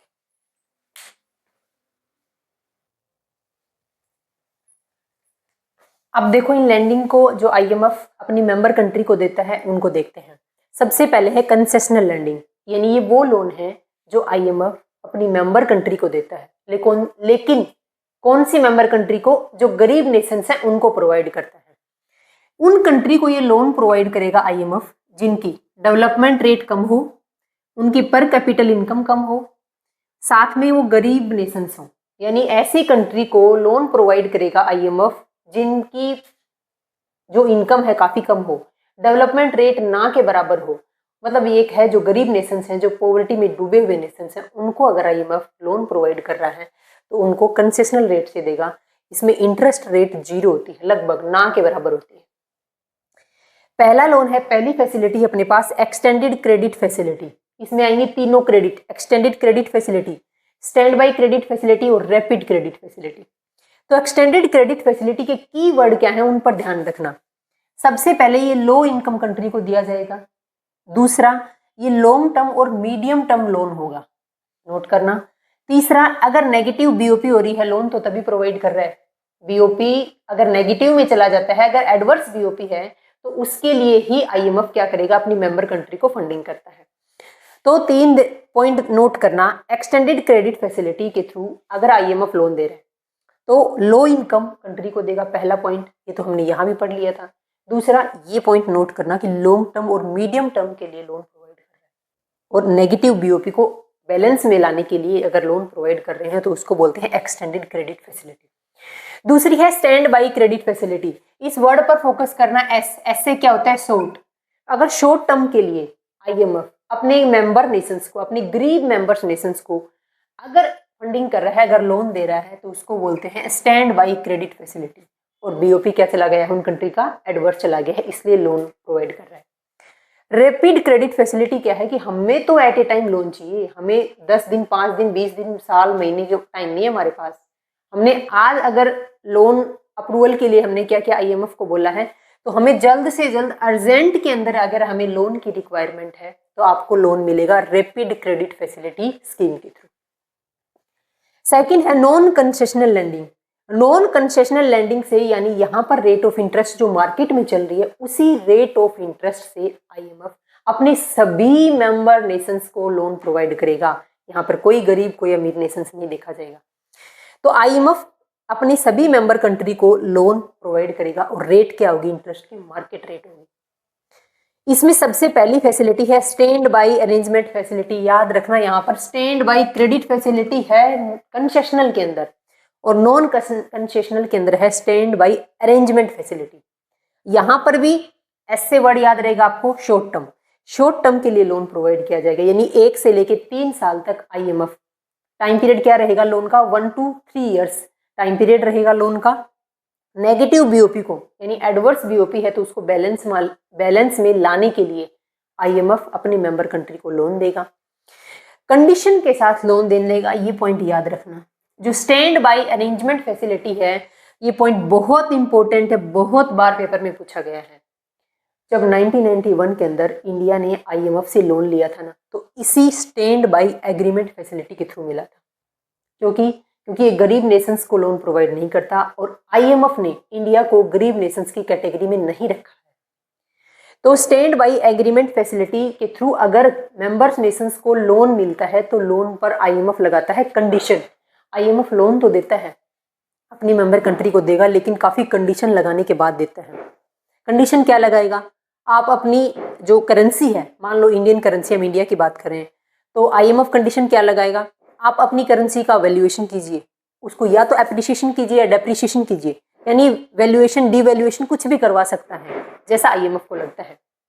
आप अपनी इकोनॉमी के स्ट्रक्चर में चेंज कीजिए, आप जो टैरिफ लगा रहे हो इंपोर्ट ड्यूटी इतने % से घटाओ, एक्सपोर्ट ड्यूटी इतने % से बढ़ाओ, यानी कुछ कंडीशन लगाता है। उन कंडीशन के बाद ही IMF इस फैसिलिटी के थ्रू लोन प्रोवाइड करता है। 1991 में जब IMF से इंडिया ने लोन लिया था तो इसी फैसिलिटी के थ्रू मिला था, तो हमें भी कुछ कंडीशन के साथ में मिला था। वेट बेटा, और कंडीशन लगी थी हमारे ऊपर भी, हमने वो कंडीशन फॉलो की थी, तभी हमें लोन मिला था। हमने उसी टाइम पर IMF से लोन लिया था। एट प्रेजेंट हम IMF से लोन लेते नहीं है, बल्कि IMF को खुद फंडिंग करते हैं। तो इंडिया की कंडीशन आज काफी बेटर है। ये शॉर्ट टर्म लोन है, ये ध्यान रखना। आप बोलोगे 1 से लेकर 3 साल तक लोन तो कंट्रियां लेती हैं 30-30, 40-40 साल के लिए, तो शॉर्ट टर्म माना जाएगा। 1 to 3 ईयर्स के लिए लोन लेती है, ठीक है। अब इसी नॉन कंसेशनल लैंडिंग के अंदर 3 फैसिलिटी और भी बची हुई है, उनको देखो।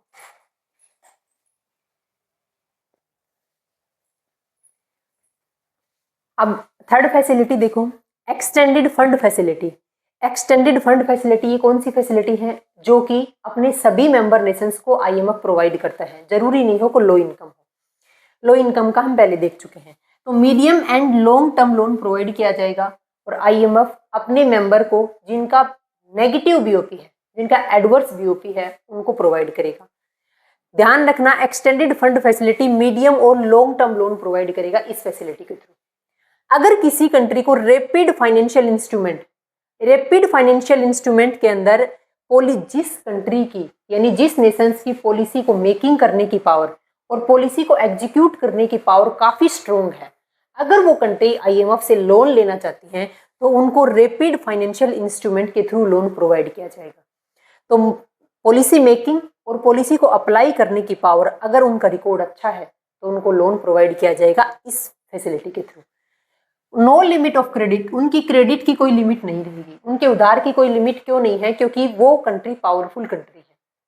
1 से 2 ईयर्स के लिए, यानी मेनली क्या होता है, शॉर्ट टर्म के लिए लोन प्रोवाइड किया जाता है।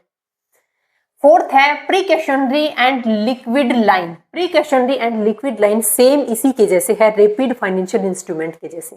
इसमें लोन का टाइम पीरियड 6 मंथ से लेकर के 2 ईयर्स तक हो सकता है, बस इतना ही डिफरेंस है दोनों।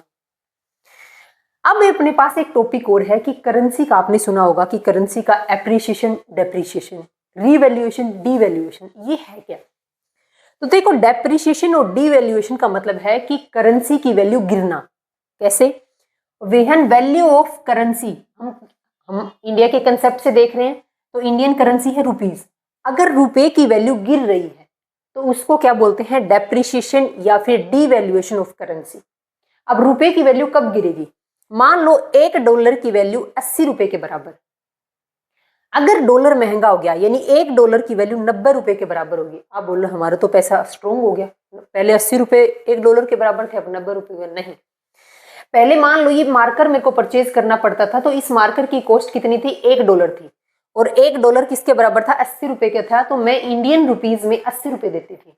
आज यही मार्कर की वैल्यू $1 ही है, लेकिन आज मैं एक मार्कर को परचेज करने के लिए 90 रुपए पे कर रही हूँ इंडियन करेंसी के। तो डॉलर महंगा हुआ या सस्ता हुआ? तो इंडिया की करेंसी की वैल्यू गिर गई।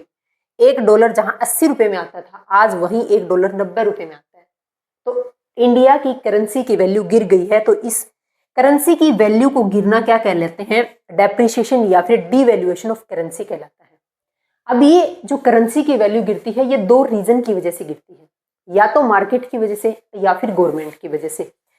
अगर डिमांड या सप्लाई यानी मार्केट फोर्सेस की वजह से करेंसी की वैल्यू गिर रही है तो उसको क्या बोलते हैं? डेप्रिसिएशन बोलते हैं। अगर गवर्नमेंट की पॉलिसी की वजह से, आरबीआई की पॉलिसी की वजह से, गवर्नमेंट के रूल रेगुलेशन में चेंज की वजह से अगर करेंसी की वैल्यू गिराई जा रही है जानबूझकर, तो उसको क्या बोलते हैं? डीवैल्यूएशन ऑफ करेंसी बोलते हैं। अब दो वर्ड हो रहे हैं, एप्रिसिएशन और डेप्रिसिएशन, वो देखो।